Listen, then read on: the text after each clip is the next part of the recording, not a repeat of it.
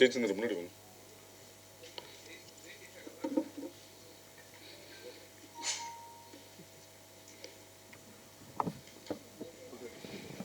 Okay okay.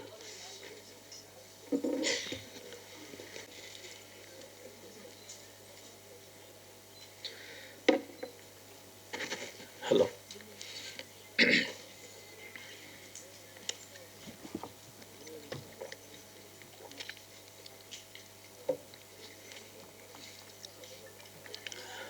Media நண்பர்கள் அனைவருக்கும் முதலில் என் சார்பாகவும் எங்கள் டீம் சார்பாகவும் மனம் நிறைந்த வணக்கங்களும் நன்றிகளும்.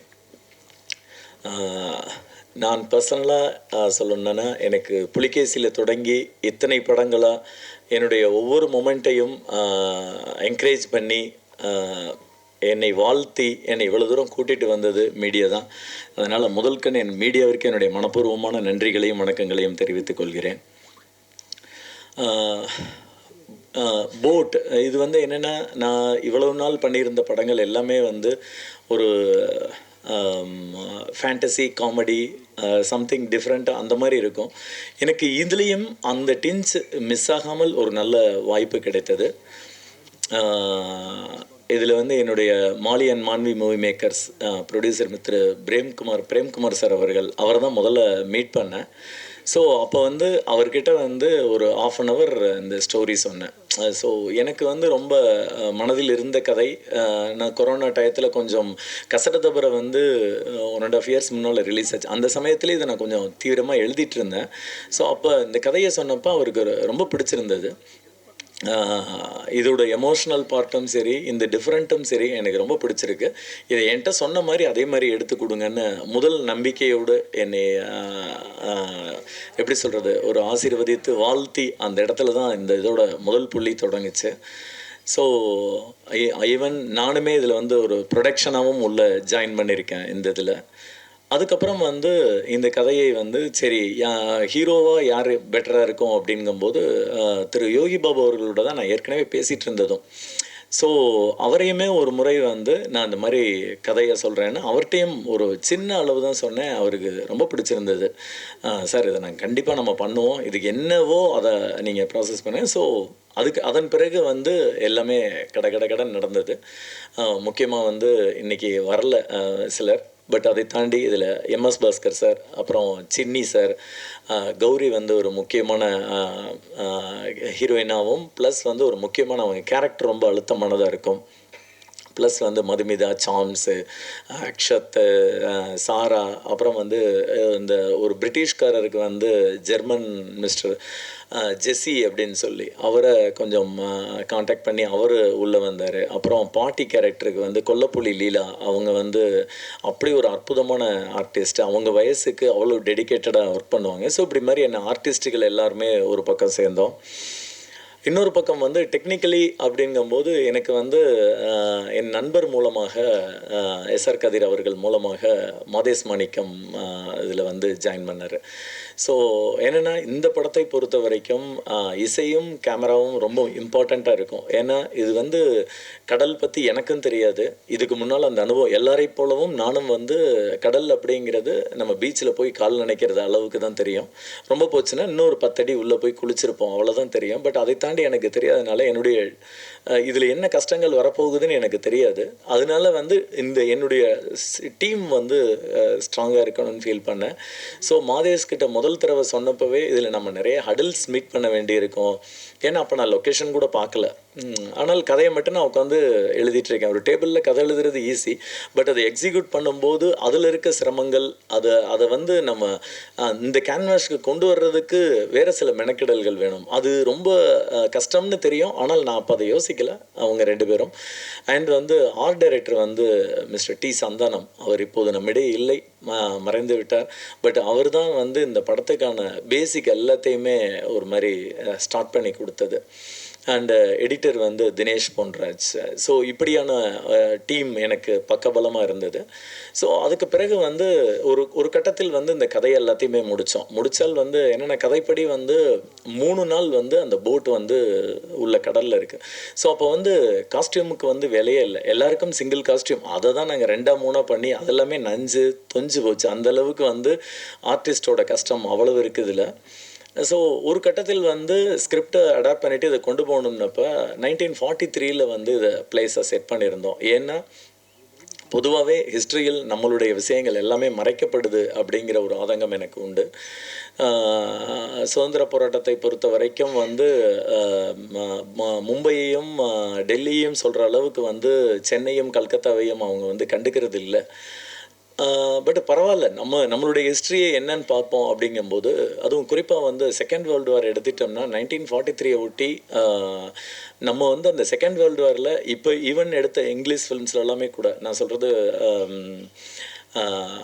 டொரண்டினோவோட ஃபில்ம் ஆகட்டும், எல்லாத்துலேயுமே அங்கங்கே கொடுக்குற ரெஃபரன்ஸில் கூட செகண்ட் வேர்ல்டு வார் பற்றின ஃபிலிம்ஸில் வந்து இந்தியன்ஸே காட்டப்பட மாட்டார்கள். ஆனால் வந்து கிட்டத்தட்ட செகண்ட் வேர்ல்டு வாரில் 25 லட்சம் பேர் இறந்துருக்காங்க அப்படின்றது தான் ஒரு ரியல் தகவல். ஸோ இதெல்லாமே சேர்ந்து எனக்கு அந்த செகண்ட் வேர்ல்டு வாரில் நம்ம ஒரு கண்டென்ட் எடுக்கணும். அப்படிங்கும்போது அப்போ வந்து சென்னையில் வந்து ஜப்பான் வந்து பாம் போடுறதுக்கான சமயத்தில் அந்த ஒரு 6 மாத காலம் கொடூரமான நரகமாக இருந்தது அப்படிங்கிறத பற்றி நான் என்னுடைய நண்பர்கள் 2 பேர், அவர் ஸ்ரீ கணேஷ் அப்படின்னு லண்டனில் இருக்கார், இன்னொருத்தர் ஜெயராஜன் சொல்லி பெங்களூரில், 3 பேருமா அந்த தகவல்களை எடுக்க ஆரம்பிக்கும் போது அவ்வளவு கிடைச்சது. அதாவது கிட்டத்தட்ட சென்னையை விட்டு ஒரு 5 லட்சம் பேர் வெளியில் போயிடுறாங்க, 70% சென்னையை காலியாக இருக்குது.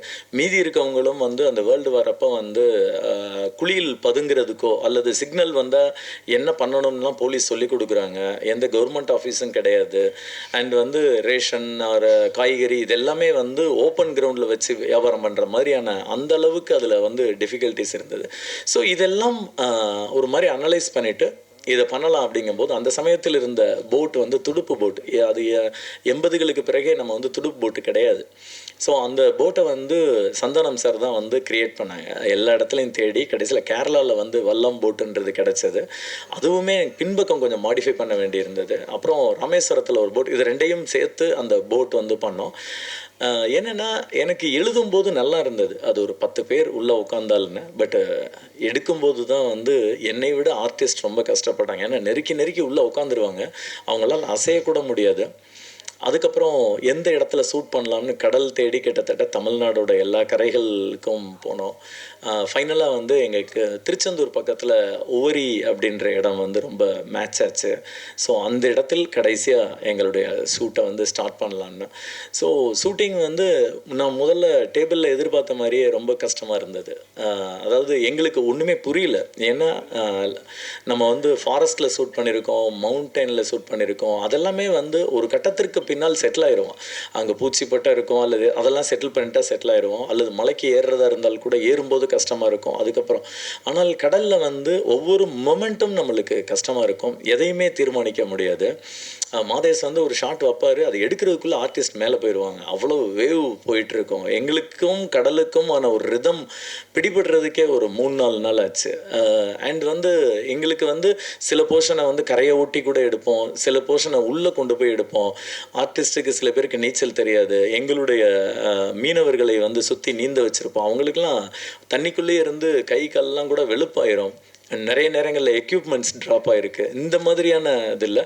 ஸோ ஒரு கட்டத்தில் டெக்னிக்கலி எங்களுக்கு இந்த மாதிரியான ஃப்ளா இல்லை. ஏன்னா ஒரு சிங்கிள் செகண்டில் வந்து ஒரு அலை வந்துச்சுன்னா டோட்டலாக எல்லாமே மாறிடும்.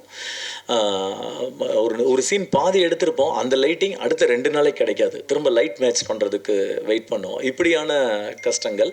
ஆர்டிஸ்ட்டை பொறுத்த வரைக்கும் என்னென்னா இது ஒரு ரொம்ப சேலஞ்சாக இருந்தது. எனக்கு வந்து உள்ளே போனாலே தலை சுத்தம் எல்லாருக்குமே. அது அவங்க வந்து அதை தாண்டி பயங்கர எமோஷ்னலாக பயங்கர காமெடியாக என்னெல்லாம் பண்ணணுமோ அதை பண்ணிகிட்டே இருப்பாங்க. உண்மையிலே இதில் வந்து இந்த ஒட்டுமொத்த டீமோட கடினமான உழைப்பு மட்டும்தான் போட் தவிர்த்து இதில் என்னுடைய பங்கு மட்டுமே கிடையாது. இதில் இருக்க ஒவ்வொருத்தருடைய உழைப்பும் வியர்வையும் அவ்வளவு இதில் கலந்துருக்கு. ஸோ ஃபைனலாக வந்து இந்த இந்த கஷ்டங்களை தாண்டி ஒரு வழியாக அங்கே நாங்கள் அந்த படத்தை ஷூட் பண்ணி முடித்தோம். ஒரு ஒரு பெரிய அனுபவமாக இருந்தது. ஏன்னா கடல் என்னை பொறுத்த வரைக்கும் அது ஒரு தனி உயிரினமாக தான் பார்க்குறேன். அது சில நேரங்களில் கோபமாக இருக்கும், சில நேரங்களில் அமைதியாக இருக்கும். அதை வந்து ஒரு தனியாகவே ஒரு நம்ம நாய் வளர்க்கும் போது எப்படி வந்து அதோட பல நேரங்களில் ஒவ்வொரு நேரமும் குணம் மாறும். அந்த மாதிரி கலர்ஸ் நம்ம வந்து அவுட்டோர் லொக்கேஷன் சொல்லுவோம், ஆனால் வந்து அதுலேயே ஒரு 20 கலர் இருக்கும் காலையில் தொடங்கி ஈவினிங் வரைக்கும். ஸோ இதெல்லாம் முடிஞ்ச அளவுக்கு நாங்கள் என்னெல்லாம் சந்தித்தோமோ, எங்கள் எக்ஸ்பீரியன்ஸ் என்னெல்லாம் இருந்ததோ அதெல்லாமே கேப்சர் பண்ணி ஒரு ஃபில்மாக நாங்கள் வந்து கொண்டு வந்திருக்கோம். கண்டிப்பாக இந்த படம் வந்து சுவாரஸ்யமாக அண்டு எல்லா விதத்திலும் உங்களை சாட்டிஸ்ஃபைட் பண்ணுற மாதிரி இருக்கும் அப்படின்னு நாங்கள் நம்புகிறோம்.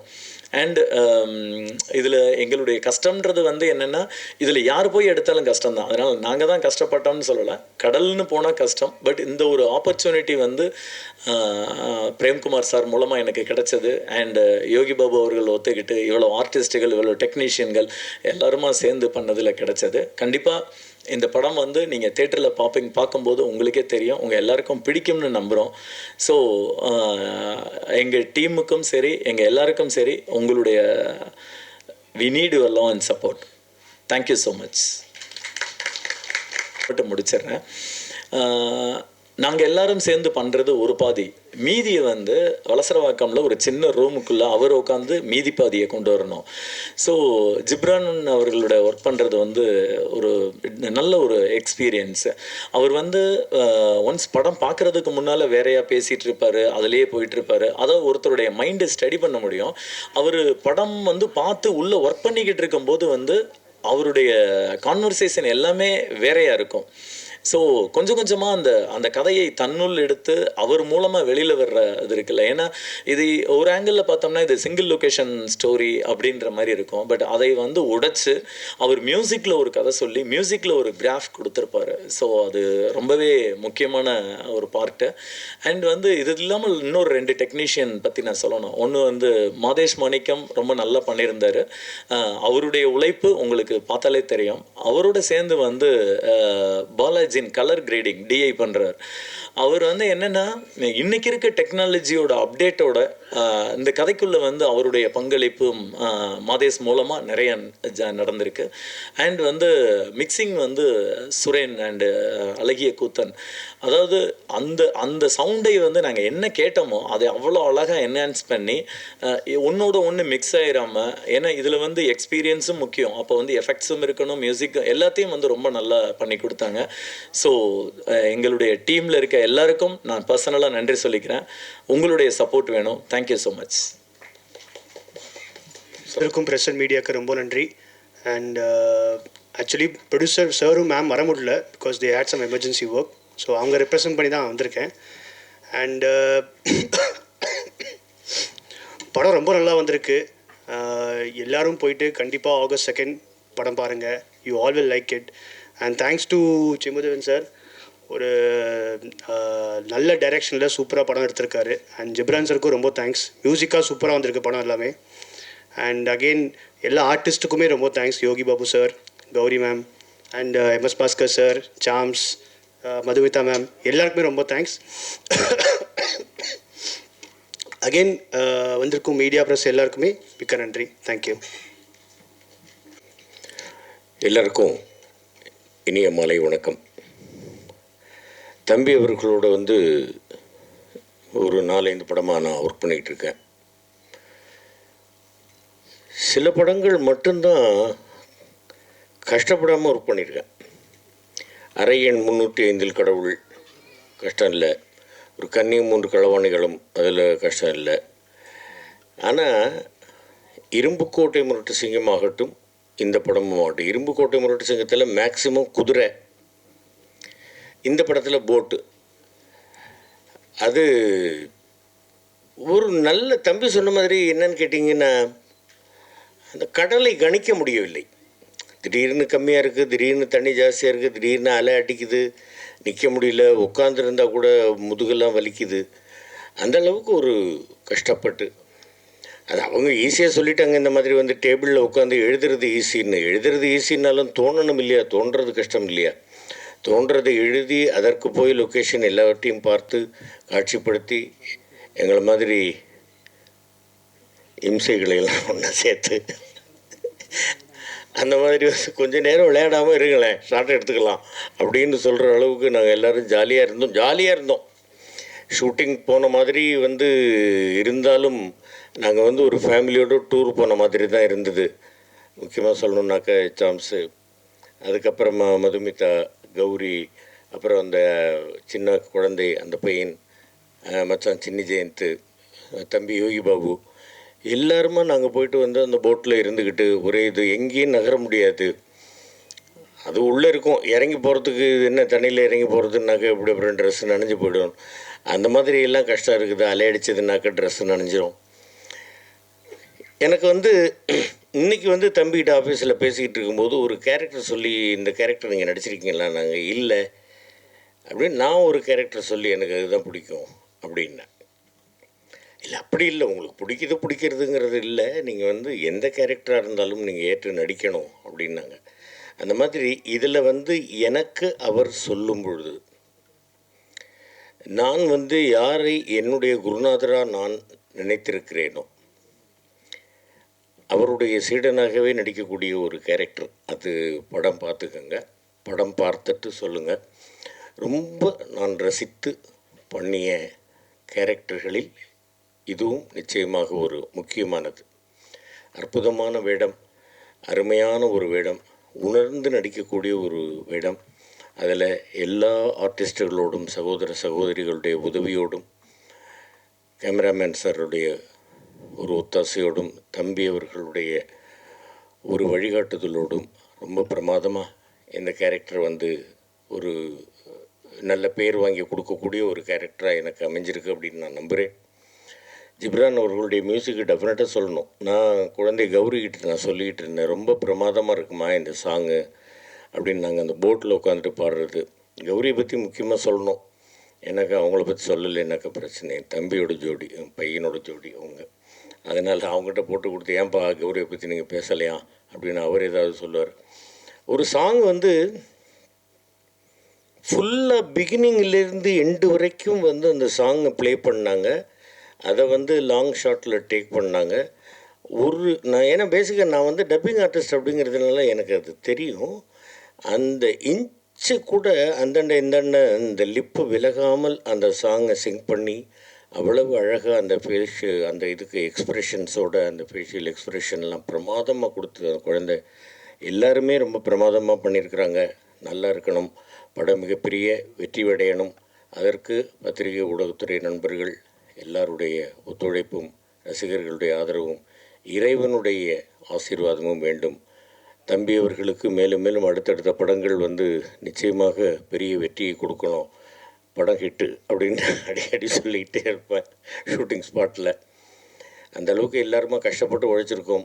தம்பி நான் மட்டும் என்னுடைய உழைப்பு மட்டும் இல்லை, எல்லாருடைய உழைப்பும், நாங்கள் எல்லாருடைய உழைப்பும் இருக்குது. எங்களுக்கு உழைப்பதற்கு வாய்ப்பு கொடுத்த தம்பி அவர்களுக்கும், ப்ரொடியூசர்ஸுக்கும், எல்லாருக்கும், ஜின்னிக்கும் என்னுடைய அன்பான அன்பை கலந்த நன்றிகள், வாழ்த்துக்கள். எல்லோருக்கும் என்னுடைய மாலை வணக்கங்கள். தேங்க்யூ. எல்லோருக்கும் வணக்கம். இந்த படத்துக்கு சிம்புதேவன் சார் கூப்பிட்ட உடனே சரி, எப்படியும் அவரோட எல்லா படங்களும் புது புது கதைக்களமாக இருக்கும். அரையன் 305 ஆகட்டும், இரும்புக்கோட்டை ஆகட்டும். சரி, இந்த படம் என்ன கதைக்களம் இருக்க போகுதுங்கிற ஒரு ஆவலோடு தான் ஃபஸ்ட்டு கதை கேட்க போனோடனே ஒரு சிம்பிளாக கதை ஃபஸ்ட்டு சொல்ல, ஒரு கடலில் ஒரு போட்டில் நடக்குது அப்படிங்கிறது மட்டும் சொல்லிட்டு ஒரு 12 பேஜுக்கு ஒரு ஸ்னாப்சிஸ் மாதிரி கொடுத்தாரு. எப்போவுமே அவரோட பொலிட்டிக்கல் சட்டையர் டைலாக்ஸுக்கு ஃபேன் நான். ஸோ அதை 12 பேஜ் படிச்சுட்டு லொக்கேஷன் பார்க்க போயிட்டு வந்ததுக்கப்புறம் ஸ்கிரிப்ட்டு கொடுத்தாரு. படித்து பார்த்தா இதில் ஏகப்பட்ட சேலஞ்சிங்கான விஷயம் நிறையா இருக்குது. இது நமக்கு ஒவ்வொரு படமும் ஒவ்வொரு ஜானரில் பண்ணிகிட்டு இருந்தால் நல்லாயிருக்கும்னு எக்ஸ்பெக்ட் பண்ணிட்டு இருக்கும்போது, இந்த படத்தில் ஃபுல் அண்ட் ஃபுல் கடல் அப்படிங்கும் போது பெருசாக லைட்ஸ் யூஸ் பண்ண முடியாது, நீங்கள் ட்ராக் அண்ட் ட்ராலி கூட யூஸ் பண்ண முடியாது. ஸோ என்ன பண்ணலாம் அப்படிங்கிறது டைரக்டரோட பிளான் பண்ணி பிளாட்ஃபார்ம்ஸ் எங்கெங்கே அடிக்கலாம் கடலில். ஏன்னா ஒவ்வொரு நாளும் ஒவ்வொரு மாதிரி அலையோட ஹைட் இருக்கும். நம்ம இன்றைக்கி ஒரு 10 அடி 12 அடி 20 அடியில் பிளாட்ஃபார்ம் அடிக்கிறோம்னா அடுத்த நாள் 10 அது மூழ்கி இருக்கும். இந்த படம் 3 ஷெடியூலாக போச்சு. 3 ஷெடியூலாக போகும்போது அது குறிப்பாக டிசம்பர் மாதத்தில் அலை அடிச்சடிச்சு ஒவ்வொரு டைமும் பிளாட்ஃபார்ம் பிரிஞ்சு உடஞ்சிரும். ஸோ அதை மறுபடியும் செட் பண்ணி எடுக்கிறதே ஒரு பெரிய சவாலாக இருந்துச்சு. எல்லாரும் கஷ்டப்பட்டோங்கிறதோடு இந்த படத்தில் வந்து சினிமாவில் இருக்கவங்க கஷ்டப்பட்டது நமக்காக உழைக்கிறோம். இந்த படத்தில் முக்கியமாக ஒரு குழுவுக்கு நன்றி சொல்லணும்னா தூத்துக்குடி உபரி மீனவர்கள் கிளாட்வின், மெல்வின், தியோ அவங்க இல்லைன்னா இந்த படம் கிடையாது. ஏன்னா நம்ம எழுதலாம் எடுக்கலாம், ஏன்னா எல்லாமே சினிமா தெரிஞ்சவங்க.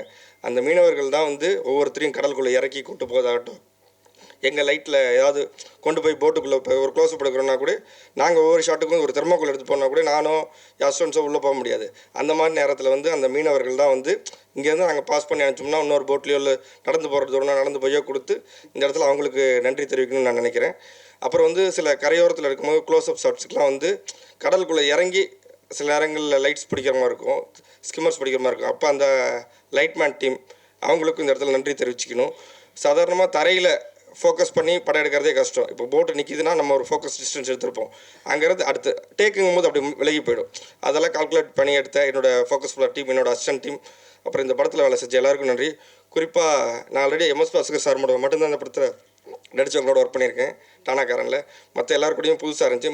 ஏன்னா அவங்க யாருமே எனக்கு இதுக்கு முன்னாடி தெரியாது. ஆனால் எல்லாருமே ஒரு ஃப்ரெண்ட்லியாக சப்போர்ட்டிவாக இருந்தாங்க. நன்றி. Thank you. Thank you. So I would like to thank Uncle for like acting with him, and I felt like family when I was in the boat. Very hard, like sunlight எல்லாமே. So என்ன சொல்லணும்னு தெரியல. So that's all. Thank you.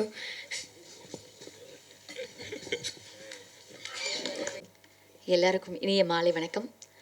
First என்னோடய director sir Chimbu Deven சாருக்கு நன்றி சொல்லிக்கிறேன். அடுத்து என்னோடய ப்ரொடியூசர்ஸ் பிரபா, பிரேம்குமார் அவர்களுக்கு நன்றி. இந்த டீமில் என் கூட இருந்த ஒவ்வொருத்தருக்கும் ஆல்ரெடி நாங்கள் முன்னாடியே படங்களில் மீட் பண்ணியிருக்கோம், நிறைய பேரை பார்த்துருக்கோம், நிறைய பேர் கூட ஒர்க் பண்ணியிருக்கோம். ஆனாலும் இந்த படம் வந்து ஒரு சேலஞ்சிங்காக, ஒரு பயங்கர ஒரு நல்ல எக்ஸ்பீரியன்ஸாக இருந்தது. மேக்கிங் பற்றி நாங்கள் சொல்ல வேண்டியதில்லை, அதுக்காக இவ்வளோ ஒரு சர்ப்ரைஸான ஒரு வீடியோ கொடுத்துருப்பாங்கங்கிறது எதிர்பார்க்கவே இல்லை. எங்களோட ஒவ்வொரு முயற்சியும் ஒவ்வொரு உழைப்பும் எல்லாமே அந்த மேக்கிங்கில் நீங்கள் பார்த்துருப்பீங்க. சாரோட டைரக்ஷனில் நான் பண்ணுற 2வது படம் இது. புலியில் நான் ஒர்க் பண்ணியிருக்கேன். அதில் full and fully comedy role கொடுத்தாங்க. அதுக்கப்புறம் இந்த படத்துக்கு கூப்பிடும்போது அவங்க சொன்னது யூஸ்வலான காமெடியாக இருக்கக்கூடாது, கொஞ்சம் சட்டிலாக இருக்கணும், இமோஷனான நிறைய சீன்ஸ் இருக்குது, அதுலேயும் பெட்டராக பண்ணணும் அப்படின்னு சொன்னாங்க. ஆனால் நான் வந்து ஓகே, ரொம்ப எப்பயும் ஷூட்டிங் போகிறோம், அந்த மாதிரி இந்த ஷூட்டிங்கும் ஒரு மாதிரி இருக்கும் போது கடலில் ஒரு 2 நாள் 3 நாள் எடுப்பாங்களா அப்படின்னு நினச்சோம். ஆனால் உண்மையாக சொல்கிறோம், அந்த எக்ஸ்பீரியன்ஸ் வந்து இதுக்கப்புறம் தமிழ் சினிமாவில் வேறு யாருக்காவது கிடைக்குமான்னு நினச்சா கிடையவே கிடையாது. அந்த ஒரு எக்ஸ்பீரியன்ஸ் வந்து எங்கள் டீமுக்கும் எங்களோட ஆர்டிஸ்டோட டீமுக்கும் க்ரூவுக்கும் மட்டும்தான் கிடச்சிருக்குன்னு நினைக்கும் போது ரொம்ப ரொம்ப பெருமையாக இருக்குது. நாங்கள் பட்ட ஒவ்வொரு கஷ்டமும் முயற்சியும் உழைப்பும் அந்த கடலுக்கும், முழுமையாக சொல்லணுன்னா அந்த கடல் பக்கத்தில் எல்லாரும் வெவ்வேறு மதத்தினர் இருந்தாலும் ஒரு அந்தோனியோ சர்ச் இருக்கும். டெய்லி காலையில் போன உடனே எல்லாரும் போயிட்டு அவருக்கு ஒரு கும்பிடு போட்டுட்டு ஆரம்பிப்போம். ஒவ்வொரு நாளும் ஆரம்பத்தில் 3-4 நாள்னா ரொம்ப ரொம்ப அடடா என்னடா அது செம்ம வெயில், 6 மணிக்கெலாம் அப்படி ஒரு வெயில் இருக்கும். அதுக்கப்புறம் என்ன பண்ணிக்கிட்டோம், நாங்கள் எங்களுக்குள்ளே அதை ஃபன் ஆக்கிக்கிட்டு சார் போயிட்டு பயங்கரமாக எங்களால் என்னென்னலாம் கலாய்க்க முடியுமோ, அதாவது ஆஃப் த கேமரா பயங்கரமாக எங்களுக்குள்ளேயே ஒரு காமெடியை க்ரியேட் பண்ணிக்கிட்டு நிறைய ஃபுட்டு வரும் யோகி பாபு சார்கிட்ட இருந்து, அதுக்கப்புறம் எம்எஸ் பாஸ்கர் சார்கிட்ட இருந்து. ஏன்னா அந்த கப்பலுக்குள்ளே உட்காந்துட்டோன்னா, அந்த படகுக்குள்ளே உட்காந்துட்டோன்னா உண்மையாகவே கஷ்டமாக இருக்கும், அப்படி திரும்ப முடியாது, அப்படி கஷ்டமாக இருக்கும். ஒருத்தவங்க உட்காரும் போது இன்னொருத்தவங்களுக்கு இடம் பத்தாது, அவங்க தொட மேலே நம்ம கால் வைக்கிற மாதிரி இருக்கும். அந்த மாதிரி ஒரு நெருக்கத்துக்குள்ளே தண்ணி எது கொண்டு வரனாலும் அங்கேருந்து அந்த கப்பலை பிடிச்சிட்ருக்க அவங்க ரொம்ப ரொம்ப கஷ்டப்பட்டாங்க, அவங்க போய் கொண்டு வரணும்.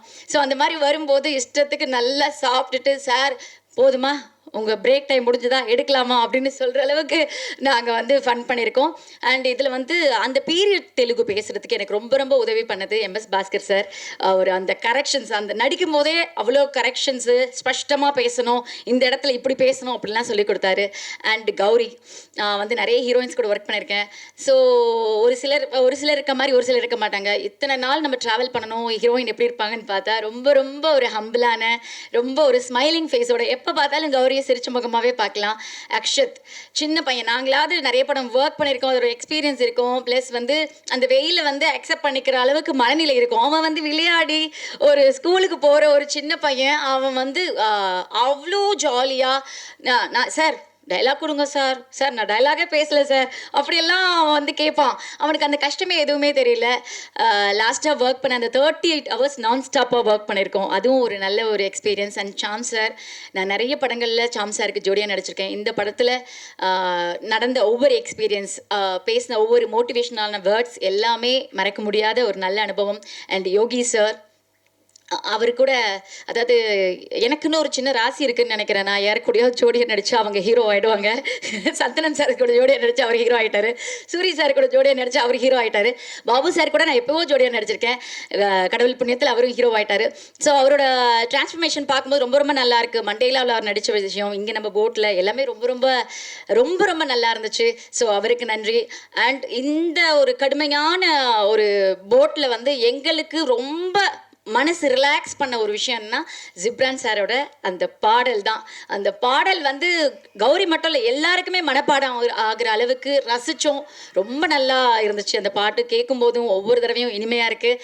அண்டு மாதேஷ் சார், அதாவது டோன், அது இது கடலோட அந்த அது கிளைமேட் சேஞ்சஸ், அது அந்த வேவ்ஸ் எல்லாம் மேனேஜ் பண்ணுறதை விட எங்களோட டோன் பார்த்திங்கன்னா ஒரு சேஞ்ச் ஆச்சு. போனப்போ ஒரு டோனில் இருந்தோம். எல்லோரும் கேட்டாங்க ட்ரெய்லர்லாம் பார்த்துட்டு, ரொம்ப நேச்சுரலாக இருக்கு. இல்லை, ரிட்டர்ன் வரும்போது உண்மையாகவே நாங்கள் இருந்த டோனே வேறு மாதிரி இருந்துச்சு. தூத்துக்குடி ஏர்போர்ட்டில் ஃபர்ஸ்ட் ஷெடியூல் முடிச்சு ரிட்டர்ன் போகிறோம். அப்போ வந்து மாஸ்க் தான் போட்டிருந்தேன். அங்கே வந்து செக் பண்ணுறாங்களே, மாஸ்க் எடுக்க சொன்னோடனே ஒரு லேடி போலீஸ் வந்துட்டு, மேடம் ஐயோ என்னாச்சு மேடம் உங்களுக்கு, ஏன் இப்படி ஆயிட்டீங்க அப்படின்னு கேட்டாங்க. எனக்கு ஒரு நிமிஷம், எல்லாரும் கூட இருக்கிறவங்க வந்து எனக்கு தெரியும் எல்லாரோட ஸ்கின் டோனும் மாறிடுச்சு அப்படின்னு. அதில் வந்து நான் ரொம்ப பேடாக இருந்தேன்னு எனக்கு தெரியும். ஆனால் இவங்க யாருமே வந்து நல்லா இருக்கு நல்லா இருக்கு நல்லா இருக்கு அப்படி சொல்லிட்டே இருந்தாங்க. அவங்க கேட்ட உடனே அடடா என்ன அப்படின்னு, முதல்ல போயிட்டு டாக்டரை பாருங்க மேடம் அப்படின்னு நான் சொன்னேன். இல்லைங்க, ஒரு ஷூட் போயிட்டு வரோம், அதனால தான் இப்படி ஆச்சு அப்படின்னு சொல்கிற அளவுக்கு. பட் அப்போது அது வந்து கொஞ்சம், ஏன்னா பெண்கள்னாலே ஒரு அழகு ரொம்ப முக்கியம்னு உங்களுக்கு தெரியும். அப்படி இருக்கும்போது இதெல்லாம் நாங்கள் ரொம்ப மேனேஜ் பண்ணி எல்லாருமே நிறைய எஃபர்ட்ஸ் போட்டிருக்கோம். ஸோ இந்த படம் ஆகஸ்ட் 2ஆம் தேதி வருது. உங்கள் எழுத்துக்கள், உங்களோட வார்த்தைகள் எல்லாமே எங்களுக்கு வெற்றியை தரணும். தொடர்ந்து இந்த மாதிரி சார் நிறைய படங்கள் டைரக்ட் பண்ணணும், நாங்கள் அவங்க படத்தில் நடிக்கணும். ஸோ எல்லோரும் ஆகஸ்ட் 2ஆம் தேதி படம் பார்த்துட்டு உங்களோட நல்ல கருத்துக்களை சொல்லுங்கள். Thank you so much. அனைவருக்கும் இனிய மாலை வணக்கம். என்னுடைய அன்புக்குரிய இயக்குனர், பாசத்துக்குரிய இயக்குனர், என்னுடைய ஃபேவரைட் இயக்குனர் சிம்பு தேவன் சாரோடு நான் இணையும் 3வது படம். முதல் படம் அரையன் 305 கடவுள். அதில் ஜாவா சுந்தரேசன்னு ஒரு அருமையான ஒரு ரோல் கொடுத்தாரு. எனக்கே என்னுடைய பேரை சாம்ஸுக்கு பதிலாக ஜாவா சுந்தரேசன் வச்சிடலாமா அப்படின்ற அளவுக்கு குழப்பம் வர அளவுக்கு அவ்வளோ போகிற இடத்துலலாம் ஐடி ஃபீல்டெலாம் இருக்கிறவங்க அவ்வளோ கொண்டாடுற மாதிரி ஒரு ரோல். அடுத்தது இரும்பு கோட்டை முரட்டு சிங்கம், ஒரு டிரான்ஸ்லேட்டர் ரோல், லீன்ற ஒரு கேரக்டர் கொடுத்து அற்புதமான ஒரு ரோல். இன்றைக்கும் அதை நினச்சி என்னை பாராட்டிட்டு இருக்கிறப்ப எனக்கு அவ்வளோ சந்தோஷமாக இருக்குது. 2 படம் லட்டு மாதிரி இப்படி கொடுத்துருக்காரு. 3வது படம் அதையும் தாண்டி இந்த லால் சேட் அப்படின்ற ஒரு கேரக்டர் இந்த 2 விட இன்னும் பேசப்படும் அப்படின்னு நான் நம்புகிறேன். இந்த அற்புதமான ரோல் கொடுத்ததுக்காக சிம்பு தேவன் சாருக்கு என்றென்றும் என் நெஞ்சார்ந்த நன்றிகள். இந்த படத்தோட சில விஷயங்கள்லாம் சொல்லணும்னு ஆசைப்பட்றேன். படத்துக்கு ரெடியாகி ஃபஸ்ட் எடுத்தோன்னே ஃபஸ்ட்டு டே ஷூட்டிங் ஒவ்வொருல கடற்குள்ளே போயாச்சு. நான் மதுமிதா எல்லோரும் ஃபுல்லாக ரிசப்ஷனுக்கு போகிற மாதிரி ஜம்முன்னு பளிச்சுன்னு அப்படி வந்து நின்றுட்டுருக்கோம். என்ன இப்படி வரீங்க, சீன் 23 இப்படி தான் இருக்கும், காற்று அடிச்சிருக்கு, புயல் அடிச்சிருக்கு, ஒரு நாள் சாப்பிடாமல் இருந்திருக்கீங்க, கலைங்க. அப்படியா சார்? உடனே அப்படி தலையை லேசாக கழிச்சு விட்டு, பொட்டை லேசாக அழிச்சு விட்டு இப்படின்னு அது கண்டினியூஸாக ஒரு படம் ஃபஸ்ட் டே செகண்ட் டே அப்படின்னு எடுத்துகிட்டு போனால் பரவாயில்ல. டைரக்டர் டிபார்ட்மெண்ட் எப்படி இதை மேட்ச் பண்ணாங்கன்னே தெரில. திடீர்னு சீன் 23, திடீர்னு சீன் 55, திடீர்னு சீன் 76. ஒரு ஸ்டேஜில் என்ன பண்ணுறது எது பண்ணுறதுன்னு தெரியல. எதில் பொட்டு வச்சோம், எதில் பொட்டு வைக்கல, எதில் தலையை களைச்சி விட்டோம். அப்புறம் பிடிபட்டுருச்சு. நேராக உள்ள வரேன், சீன் நம்பர் 55 லைட்டாக ஒரு அலைஞ்சி, ரெடியா, ஓகே உள்ளே போங்க அப்படின்னு. சீன் நம்பர் 1 இந்த பளிச்சுன்னு வரேன் அப்படின்னு சொல்லி பளிச்சுன்னு. இந்த மாதிரி ஆரம்பமே ஒரு ரணத்தில் இருக்குது. எங்களுக்கு ஈஸி, சின்னதாக ஒரு அட்ஜஸ்ட்மெண்ட். ஆனால் அந்த டைரக்டர் டிபார்ட்மெண்ட்டு அந்த மொதல் சீனில் அந்த போட்டில் எந்தெந்த இடத்துல என்னென்ன இருந்தது உடனே ஒரு ஃபோட்டோ, அதை எடுத்து அதை மெயின்டைன் பண்ணி அதை கண்டினியூட்டியை பண்ணுறதுக்குள்ளே மேசிவ் ஒர்க் பண்ணியிருக்காங்க. அது கண்டினியூஸாக எடுத்திருந்தால் இந்த கஷ்டம் இருந்திருக்காது. அது வேறு சில சூழ்நிலைகளால் இப்படி எடுக்க வேண்டியதாக போச்சா. அதனால் அவ்வளோ கஷ்டப்பட்டு அதை எடுத்திருக்காங்க. அந்த டைரக்டர் டிபார்ட்மெண்ட்டுக்கு பெரிய ஹேட்ஸ் ஆஃப் நான் சொல்லுவேன். அடுத்தது இந்த படத்துக்குள்ளே உள்ளே போயாச்சு. உள்ளே போனால் போட்டுக்குள்ளே உட்கார ஆரம்பித்தா ஏற்கனவே எனக்கு வாமிட் பிரச்சனையெல்லாம் இருக்குது. ஆல்ரெடி ஒரு படத்தில் நடித்து ஒரே ஒரு நாள் ஷூட்டிங்லேயே மொத்த வாந்தியும் எடுத்திருக்கேன் நான். இது படம் ஃபுல்லாக வரணுமே என்ன பண்ணணும் ஒரு பயத்தோடய உட்காந்தேன். பட் நல்ல வேலை ஒரு மாதிரி கரையோரத்தில் இருக்கிற லேசான ஒரு அலை அப்படியே உள்ளே போனால் தாளாட்டிக்கிட்டே இருக்கும். நடிக்க 3 வேளையும் பொங்கல் போட்ட மாதிரியே இருந்தது எனக்கு. அப்படியே அவர் எப்போ சொல்கிறாரோ அப்போ எழுந்திரிச்சு ஷாட் அப்படின்ற அப்படியே நைட்டு அப்படியே ரூமில் போய் படுத்தா எங்களை அறியாமே ஏதோ ஆடிக்கிட்டே இருக்கிற மாதிரியே இருந்தது. ஸோ அந்த அளவுக்கு ஃபீல் எங்களுக்கு அந்த படத்தோட இதில் இருந்தது. இந்த மாதிரி சுவாரஸ்யமான அனுபவங்களோட இந்த படம் நடந்துட்டு இருந்தது. இதில் குறிப்பிட்டு சொல்ல முடியாத சில விஷயங்களை சொல்லணும்னு ஆசைப்பட்றேன். இந்த படத்தில் என்னை பிரமிக்க வைத்த இருவர், ஒன்று சிம்புதேவன் சார் அண்டு அவருடைய கற்பனைக்கு தீனி போட்ட ப்ரொடியூசர் சார். இந்த படத்தோட கதையை பற்றி சொல்லும்போதே என்ன இவ்வளோ நாள் கடலுக்குள்ளேயே இத்தனை பேரை வச்சு என்ன பண்ணுறது ஏது பண்ணுறது, இதை விஷுவலைஸ் பண்ணுறதுனாலே ஒரு பெரிய கஷ்டமாக இருக்குது. இதை எப்படி எடுக்க போகிறாங்க அப்படின்ற ஒரு பிரமிப்பு இருந்தது. இதை கேட்குறதுக்கு நல்லா இருக்குது, கடைசியாக பார்க்குறதுக்கு நல்லாயிருக்கும். எடுக்கிறது அதுவும் கடலுக்குள்ளேயே எடுக்கக்கூடிய அந்த விஷயத்தை அவர் எப்படி யோசிச்சாருன்னே தெரில. ஒரு ட்ரெஸ்ஸுலேருந்து ஆரம்பித்து ஒரு அந்த மேக்கப்லேருந்து ஆரம்பித்து எல்லாத்துலேயும் பர்ஃபெக்டாக இருக்கும். சிம்புதேவன் சார் படத்துக்குள்ளே உள்ளே போனால் கற்றுக்கலாம், தெரிஞ்சுக்கலாம், நம்மளை நாம இம்ப்ரூவ்மெண்ட் பண்ணிக்கலாங்கிற அளவுக்கு ஒரு அற்புதமான அனுபவம் எனக்கு கிடைக்கும். அவர் எப்போ கூப்பிட்டாலும் ஓடி போவேன். அந்த அளவுக்கு ஒரு அருமையான ஒரு இயக்குனர், என்னை பிரமிக்க வைத்த இயக்குனர். இவருடைய இந்த கற்பனைக்கு தீனி போட்ட அருமையான ஒரு பிரேம்குமார்ங்கிற தயாரிப்பாளர். இவங்க 2 பேரும் என்னை பிரமிக்க வைத்தார்கள். அடுத்தது இந்த படத்தில் என்னை ரசிக்க வைத்த இருவர், யோகி பாபு அண்டு ஹீரோயின் கௌரி. யோகி பாபு அழகான கதைகளை தேர்ந்தெடுக்கிறாரு. பலர் இயக்குநர்கள்ட்ட போய் அப்படியே பண்பட்ட நடிப்பை இப்போ வெளிப்படுத்துகிறார். ஒரு டைரக்டர் ஃப்ரெண்ட்லி ஆர்டிஸ்டாக ஆகிட்டார் அவர். அருமையான சட்டில் பர்ஃபார்மன்ஸ்லாம் அவர் பண்ணுறதை பார்த்து அவ்வளோ ரசித்தேன். தேர்ந்தெடுத்த கதைகள், தெளிவான சிந்தனை, தெய்வ பக்தியோடு அருமையாக ட்ராவல் பண்ணிகிட்ருக்காரு யோகி பாபு. பிரமாதம். என்னுடைய மனமார்ந்த வாழ்த்துக்கள் யோகி பாபுக்கு. அவர் தேர்ந்தெடுக்கிற கதைகள் அவ்வளோ அற்புதமாக இருக்குது. அப்புறம் கௌரி வந்து குறைந்த படங்கள் தான் பண்ணியிருக்காங்க. ஆனால் அந்த போட்டுக்குள்ளே அத்தனை பேரோடையும் ஈக்குவலாக அழகாக இணைஞ்சு நடித்தது. ஏன்னா நிறைய பேருக்கு அங்கே உள்ளே இருக்கிற கொலப்புள்ளி லீலா, ஜெஸ்ஸி இவங்களுக்கெல்லாம் லாங்குவேஜ் ப்ராப்ளம் தமிழில், அது எல்லாத்தையும் டிரான்ஸ்லேட் பண்ணி அழகாக இணைஞ்சு வந்தது கௌரி. ஸோ அவங்களோட பர்ஃபார்மன்ஸையும் பார்த்து நான் ரொம்ப ரசித்தேன். அடுத்தது எங்களையெல்லாம் சிரிக்க வைத்த இருவர், சினி ஜெயின் சாரும் எம்எஸ் பாஸ்கர் சார் தான். அற்புதமான அனுபவங்களோட அவங்களோடலாம் போட்டி போடவே முடியாது பர்ஃபார்மன்ஸில். பட் அவங்களோட அருமையான எக்ஸ்பீரியன்ஸில் சொரிஞ்சு எங்கள்கிட்ட சொல்லி இந்த மழையிலையும் இந்த வெயிலையும் எங்களெல்லாம் கஷ்டப்படாமல் அப்படியே நாங்கள் கலகலன்னு சிரிச்சுக்கிட்டு அந்த போட்டுக்குள்ளே உட்காந்துருக்கும் போது இந்த கஷ்டங்கள்லாம் தெரியாமல் அற்புதமான தங்களுடைய அனுபவங்களை பகிர்ந்து அப்படியே அவ்வளோ சிரித்து வேலை பார்த்தோம். ஸோ டைரக்டர் கூட கொஞ்சம் கடுப்பாக இருக்கும், கொஞ்சம் ஷார்ட்டுக்கு வரீங்களாமா அப்படின்னு கெஞ்சுற அளவுக்கு அவ்வளோ காமெடிகள் அவ்வளோ இது சொல்லியிருக்காங்க. அருமையான விஷயம். அடுத்தது என்னை வியக்க வைத்த இருவர், கொலப்புள்ளி லீலாவும் ஜெஸியும். இவங்க 2 பேருக்கும் லாங்குவேஜே தெரியாது. பட் ஆனால் இந்த தமிழ் ஆட்களோடு சேர்ந்து என்ன நடக்குது ஏது நடக்குதுங்கிறத கேட்டுக்கிட்டு அற்புதமாக இணைஞ்சு வந்து அருமையாக நடித்தாங்க அவங்க. They are all very great. அடுத்தது என்னை துடிக்க வைத்த இருவர், மதுமிதா அண்ட் ஷாரா. என்னென்னா நடிக்கிறதுக்காக துடிக்க வச்சாங்க. நாம் அமைதியாக இருந்துட்டு அவங்க தூக்கி சாப்பிட்ருவாங்க போல இருக்குது. ஏன்னா ஷாரா விதவிதமாக காமெடி ரோல் பண்ணாலும் இந்த படத்தில் அவ்வளோ அப்படியே சட்டிலாக பர்ஃபார்மன்ஸ் பண்ணுறாரு. தூக்கி சாப்பிட்ருவார் போல இருக்குது. மதுவா அவங்க கையில் கை குழந்தையோட வந்து அந்த ஸ்பாட்டில் கஷ்டப்பட்டுட்டு இருக்காங்க. இருந்தாலும் ஷாட்டுக்கு ரெடினஸ்மா அப்படியே டான் வந்து அப்படி நிற்கிறது என்ன, ஜூட்டாக வந்து நிற்கிறது என்னன்னு, ஐயோ இந்த பொண்ணு தூக்கி சாப்பிட்ரும் போல இருக்கேன்னு சொல்லி இவங்க கூட போட்டு நம்மளை துடிப்போடையே வச்சுருந்தது அவங்கன்னு நான் சொன்னேன். அது மிகையில் அற்புதமான நடிப்பை வெளிப்படுத்தியிருக்காங்க. அடுத்தது என்னை யோசிக்க வைத்த இருவர், இந்த குட்டி பையனும் சுண்டலியும். இந்த படத்தில் அந்த குட்டி பையன் த்ரோட் எங்கள் கூட வந்துட்டு இவ்வளோ, அதாவது சின்ன எக்ஸ்பீரியன்ஸ்லேருந்து பெரிய எக்ஸ்பீரியன்ஸ் இருக்கிற பெரிய ஆட்களோடு சேர்ந்து அந்த பையன் நடிச்சிருக்கான். அவனுக்கு இப்போவே பல லாங்குவேஜ் தெரியும். அழ சொன்னால் கிளிசரினே இல்லாமல் அந்த பையன் அழுவான். ஸோ அப்படி ஒரு நடிப்பை வெளிப்படுத்தக்கூடியவன். பிற்காலத்தில் பெரிய ஹீரோவாக அந்த பையன் வருவான்னு நான் இன்றைக்கி வாழ்த்துறேன். அதே மாதிரி சுண்டலி, இத்தனை பேருக்கு நடுவில் அழகான ஒரு சுண்டலி நடிச்சிருக்கு. வழக்கமாக சுண்டலின்னா ஜம்ப் பண்ணி தாவி குதிச்சு அங்கங்கே ஓடும். அந்த சுண்டலையும் பொங்கல் போட்ட மாதிரியே வரும். ஸோ வான்னு கூப்பிட்டா வரும், தோலில் ஏறினா தோலில் ஏறிடும். அப்படியே அமைதியாக நிதானமாக பாம்பு மாதிரி படம் எடுத்துகிட்டு இருக்கும். அது அந்த மாதிரி ஒரு அமைதியான ஒரு எலி. ஸோ 2 பேரும் என்னை யோசிக்க வைத்த இருவர். அடுத்தது என்னை மயக்க வைத்தது அந்த படகும் அந்த கடலும். சும்மா அழகான ரம்மியமான ஒரு சூழலில் அற்புதமான ஒரு செட்டப்பு அருமையாக இருந்தது. ஸோ இதற்கு பிறகு என்னை சிலிர்க்க வைத்த இருவர், ஜிப்ரான் சாரும் அண்டு ஒளிப்பதிவாளர் மாதேஷ் சாரும். ஸோ இயக்குனரோட அந்த கற்பனையை ஒளி வடிவத்திலையும் அழகாக கொண்டு வந்து அப்படியே கொண்டு வந்து திரையில் அந்த உணர்வு பூர்வமாக கொண்டு வந்து கொடுத்துருக்காங்க. தே ஆர் ஆல் கிரேட், அட்டகாசமாக ஒர்க் பண்ணியிருக்காங்க.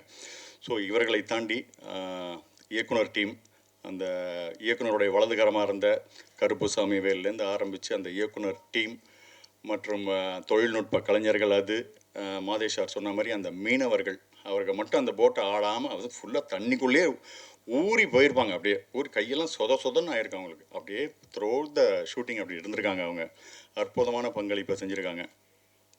இந்த சிம்புதேவன் சாருடைய அழகான கடல் சார்ந்த ஒரு கற்பனை இன்றைக்கி திரையேறப் போகிறது ஆகஸ்ட் 2. இந்த போட்டை அற்புதமாக கரை சேர்க்க வேண்டியது மீடியாவும் மக்களுடைய பொறுப்பு. நல்ல படமாக வந்திருக்கு. ரொம்ப மனசுக்கு இன்றைக்கி அந்த மேக்கிங் வீடியோலாம் பார்க்கும்போது இப்படி ஒரு உழைப்பு உழைச்சிருக்காமா அப்படின்னு சொல்லி கண்ணில் தண்ணி வந்துடும் போல இருக்குது. அந்தளவுக்கு ஒரு அற்புதமான உழைப்பாக இருக்குது இந்த படம். அருமையாக வந்திருக்கு. நல்ல படம். கண்டிப்பாக மவுத் ட்ராக்லேயே பரவி இருக்கும்.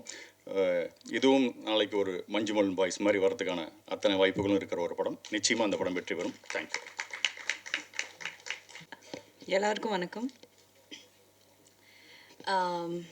நல்ல படங்களில் பாகமாகணும், அதுதான் எங்களோட ஐ திங்க் என்ன மாதிரி ஒரு ஆக்டர், நான் எப்போவுமே ஒரு அப்கமிங் ஆக்டர் அப்படி தான் நான் என்னை ஐடென்டிஃபை பண்ணுறேன். ஸோ ரொம்ப ப்ரௌடான ஒரு ஃபீலிங். எல்லோரும் சொன்ன மாதிரி நாங்கள் ஒரு ஃப்ளோவில் பண்ணிட்டோம். கஷ்டம் இருந்தது, சேலஞ்சஸ் இருந்தது, ஆனால் நாங்கள் என்ஜாய் பண்ணிட்டோம், முடிச்சிட்டோம். எக்ஸைட்டடாக இருந்தோம் இந்த படம் ரிலீஸ் ஆகுறதுக்கு. ஆகஸ்ட் 2 எங்கள் படம் ரிலீஸ் ஆகுது. அந்த மேக்கிங் வீடியோ பார்க்கும்போதே ரொம்ப ஒரு ப்ரவுட் ஃபீலிங் இருந்தது. சில டைம் யோசிப்போம், இந்த ப்ரொஃபஷன் இல்லை அந்த ஒரு என்ன சொல்கிறது, அந்த ஹசில், அந்த டெய்லி அந்த ஒரு இதில் போகும்போது நம்ம சில டைம் மறப்போம். ஆனால் இப்படி இருக்கிற மூமெண்ட்ஸில் தான் நம்ம அதை நமக்கே ஒரு reminder that why we are doing what we are doing. இது ஒரு ட்ரூ பேஷனாக ஒரு லிவிங் எக்ஸாம்பிளாக காட்டினதே சிம்புதேவன் சார் தான். Thank you for this opportunity. இங்கே இருக்கிற எனக்கு தெரிஞ்சு எல்லாருமே அவர் கூட ஒர்க் பண்ணியிருக்காரு இல்லை, ஆனால் என்னை செலக்ட் பண்ணுறதுக்கு நான் ரொம்ப ஆனர்டாக இருக்கேன். இந்த ஒரு லக்ஷ்மின்னு சொல்லிட்டு ஒரு சமத்தான ஒரு க்யூட்டான ஒரு கேரக்டர் என்கிட்ட கொடுத்தாரு. என்னால் அது பண்ண முடியும், அந்த நம்பிக்கை அதுவே ஒரு பெரிய விஷயம். பிகாஸ் நான் ஆனஸ்டாக சொல்லிட்டேன் சார், நான் தமிழ் பொண்ணு இல்லை, கேரளா பொண்ணு, இங்கே வளர்ந்துருக்கேன், அதனால ஓரளவுக்கு தமிழ் பேசுவேன். ஆனால் நீங்கள் சொல்கிற அந்த செந்தமிழ் இல்லை அந்த அளவுக்கு எனக்கு பேச முடியுமா, அது வேற அந்த பிராமின் ஸ்லாங்கோட, எனக்கு அந்த ஒரு டவுட் இருந்தது. ஆனால் அவர் ஒன்றும் பிரச்சனை இல்லை கௌரி, நீங்கள் வாங்க, will take care of you. Akshat சொன்ன மாதிரி I felt very safe on that boat. இங்கே இருக்கிற யார்கிட்டையும் நான் இதுக்கு முன்னாடி ஒர்க் பண்ணதில்லை. பட் அந்த ஒரு 10 பேரோட energy, it was like magic. அது எப்படி நாங்கள் ஒரு யுனைட்டடாக இருந்தோம் த்ரூ அவுட். இப்போது மது அக்காலாம் என் சொந்த அக்கா மாதிரியே I think I got a sister for life. சத்தியமாக சொல்கிறேன். அவங்க 1.5 வயசு குழந்தை கூட வந்தாங்க ஷூட்டுக்கு. ஆனாலும் ஷீ ஸோ எனர்ஜெட்டிக். 5 மாதம் இப்போ 1.5 வயசு ஆச்சுன்னு நினைக்கிறேன், வளர்ந்துட்டான். பட் ரொம்ப ப்ரௌடாக இருந்தது as a woman to see her perform. அவ்வளோ பேஷனட்டாக இவ்வளோ வருஷம் எவ்வளோ பேர் கூட பெர்ஃபார்ம் பண்ணியிருக்காங்க. ஸோ எனக்கு தெரிஞ்சு எனக்கு ஒரு 96 மாதிரி ஒரு டெபியூ வந்தது, நான் ரொம்ப பிளெஸ்டாக இருக்கேன். ஆனால் எல்லாரோடையும் ஒரு ஜேர்னி பார்க்கும்போது இப்போ இப்போ அக்ஷத் இப்போ ஜஸ்ட் ஸ்டார்டட், பட் அவன் எவ்வளோ அண்டர்ஸ்டாண்டிங்காக கம்ப்ளீட்டாக he travelled with us in the movie. சில டைம் நான் யோசிப்பேன், குழந்தைங்கன்னா ரொம்ப கிராங்கியாக இருப்பாங்க, சும்மா டேண்ட்ரம்ஸ்லாம் த்ரோ பண்ணுவாங்க. ஆனால் இவன் ரொம்ப அண்டர்ஸ்டாண்டிங்காக, எங்களுக்கே இவனை மாதிரி ஆகணும்னு நினச்சோம். நான் நடிச்சிட்டு இருக்கானா, நாங்கள்லாம் அப்பப்போ கம்ப்ளைண்ட் பண்ணும்போது இவன் ஜாலியாக நிம்மதியாக இருக்கான். சரி, ஓகே. மாதேஷ் சார் ரொம்ப அருமையான விஷுவல்ஸ்.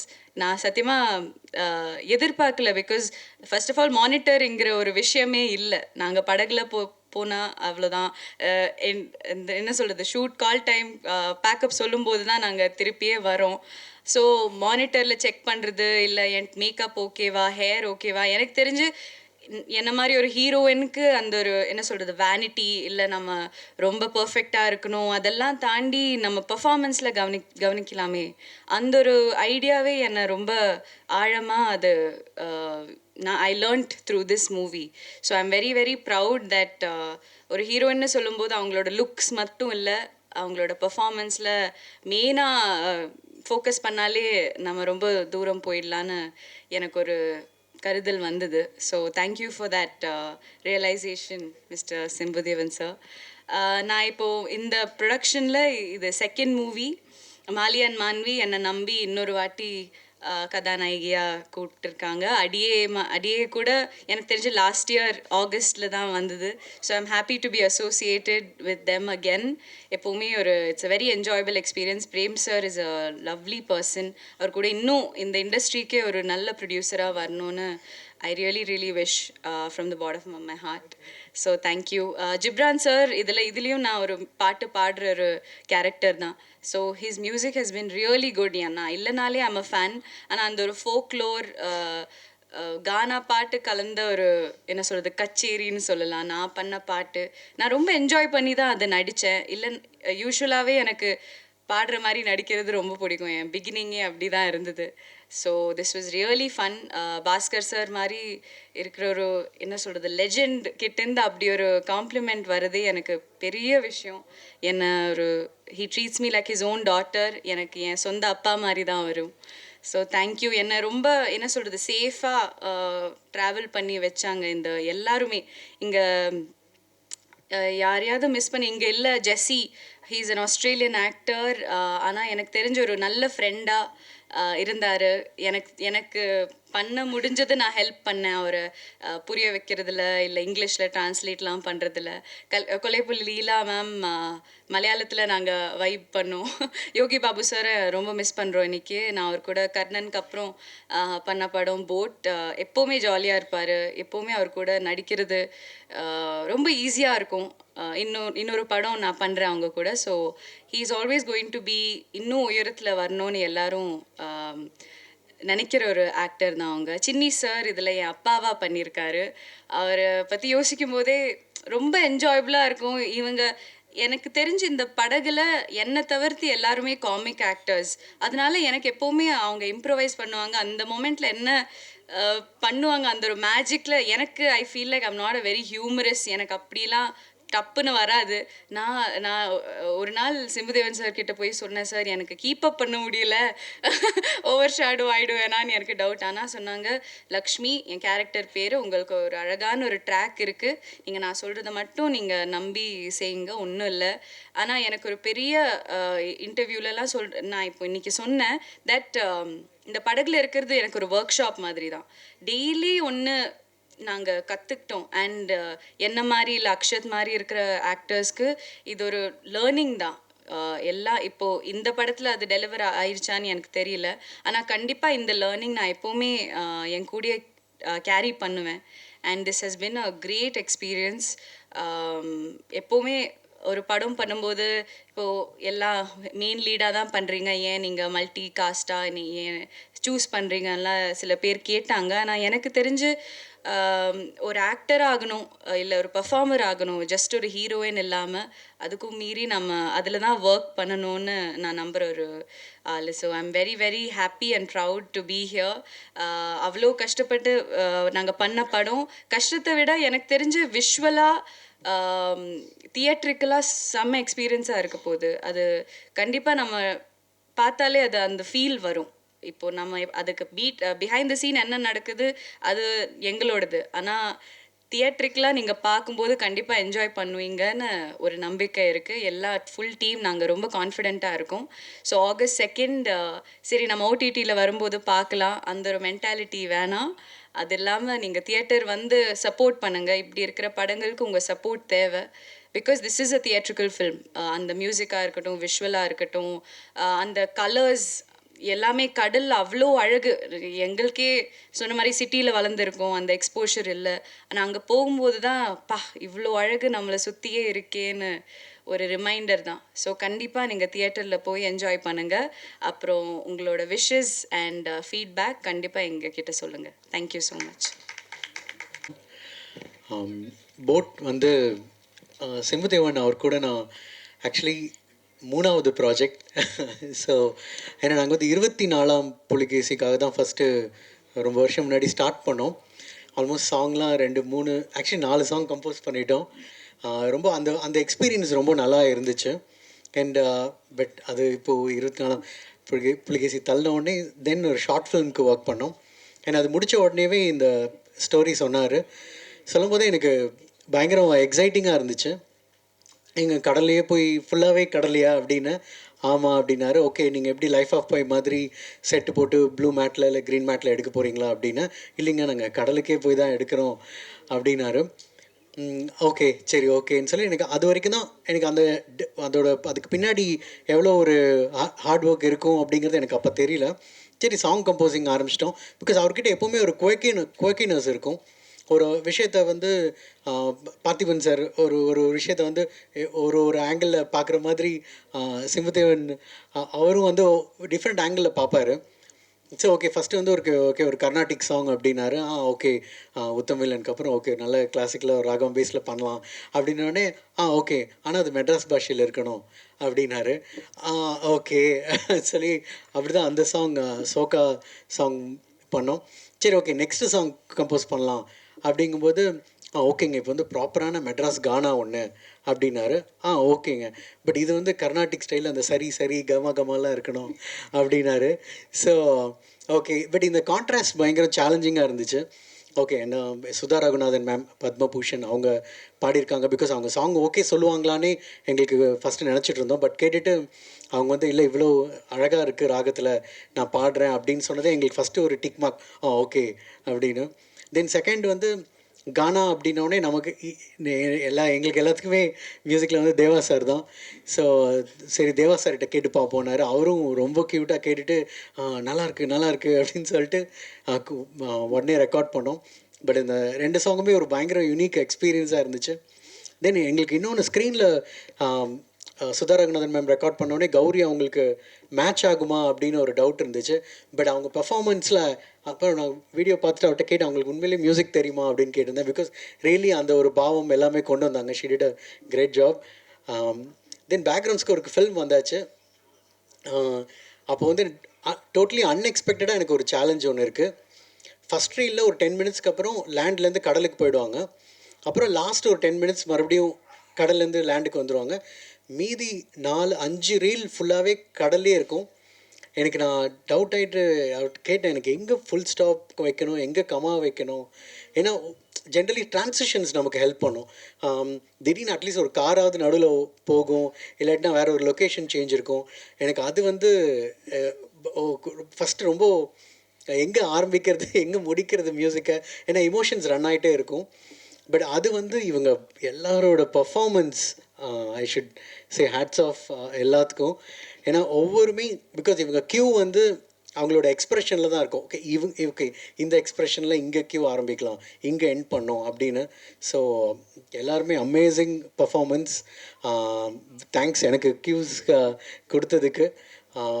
அண்ட் இன்னொரு விஷயம், இந்த படம் வந்து ஒரு ப்ரொடியூசராகவும் சிம்புதேவன் அவரை நான் பார்த்தேன். அண்ட் அவர் ரொம்ப ஸ்ட்ரகிள் பண்ணதையும் இந்த சென்ஸ் எல்லாத்தையும் ஒன்று சேர்த்து எல்லா டிபார்ட்மெண்ட்ஸ்லேருந்தும் அதை ஜாயின் பண்ணி பார்க்கணுன்னு அண்ட் அந்த விஷன் ஒன்று இருந்துச்சு அவருக்கு. And through out the journey, because நிறைய ப்ரொடியூசர்ஸ் கிட்ட இன்ட்ராக்ட் பண்ணும்போது ஒரு இடத்துல அவங்க வந்து கொஞ்சம் ஒரு ட்ராப் ஆவாங்க. படம் ஓகே நமக்கு 1 மந்த் அழுது 2 மந்த் அழுதுனாலும், பட் அவரோட பாசிட்டிவிட்டி வந்து ஐ ஷுட் ரியலி சே.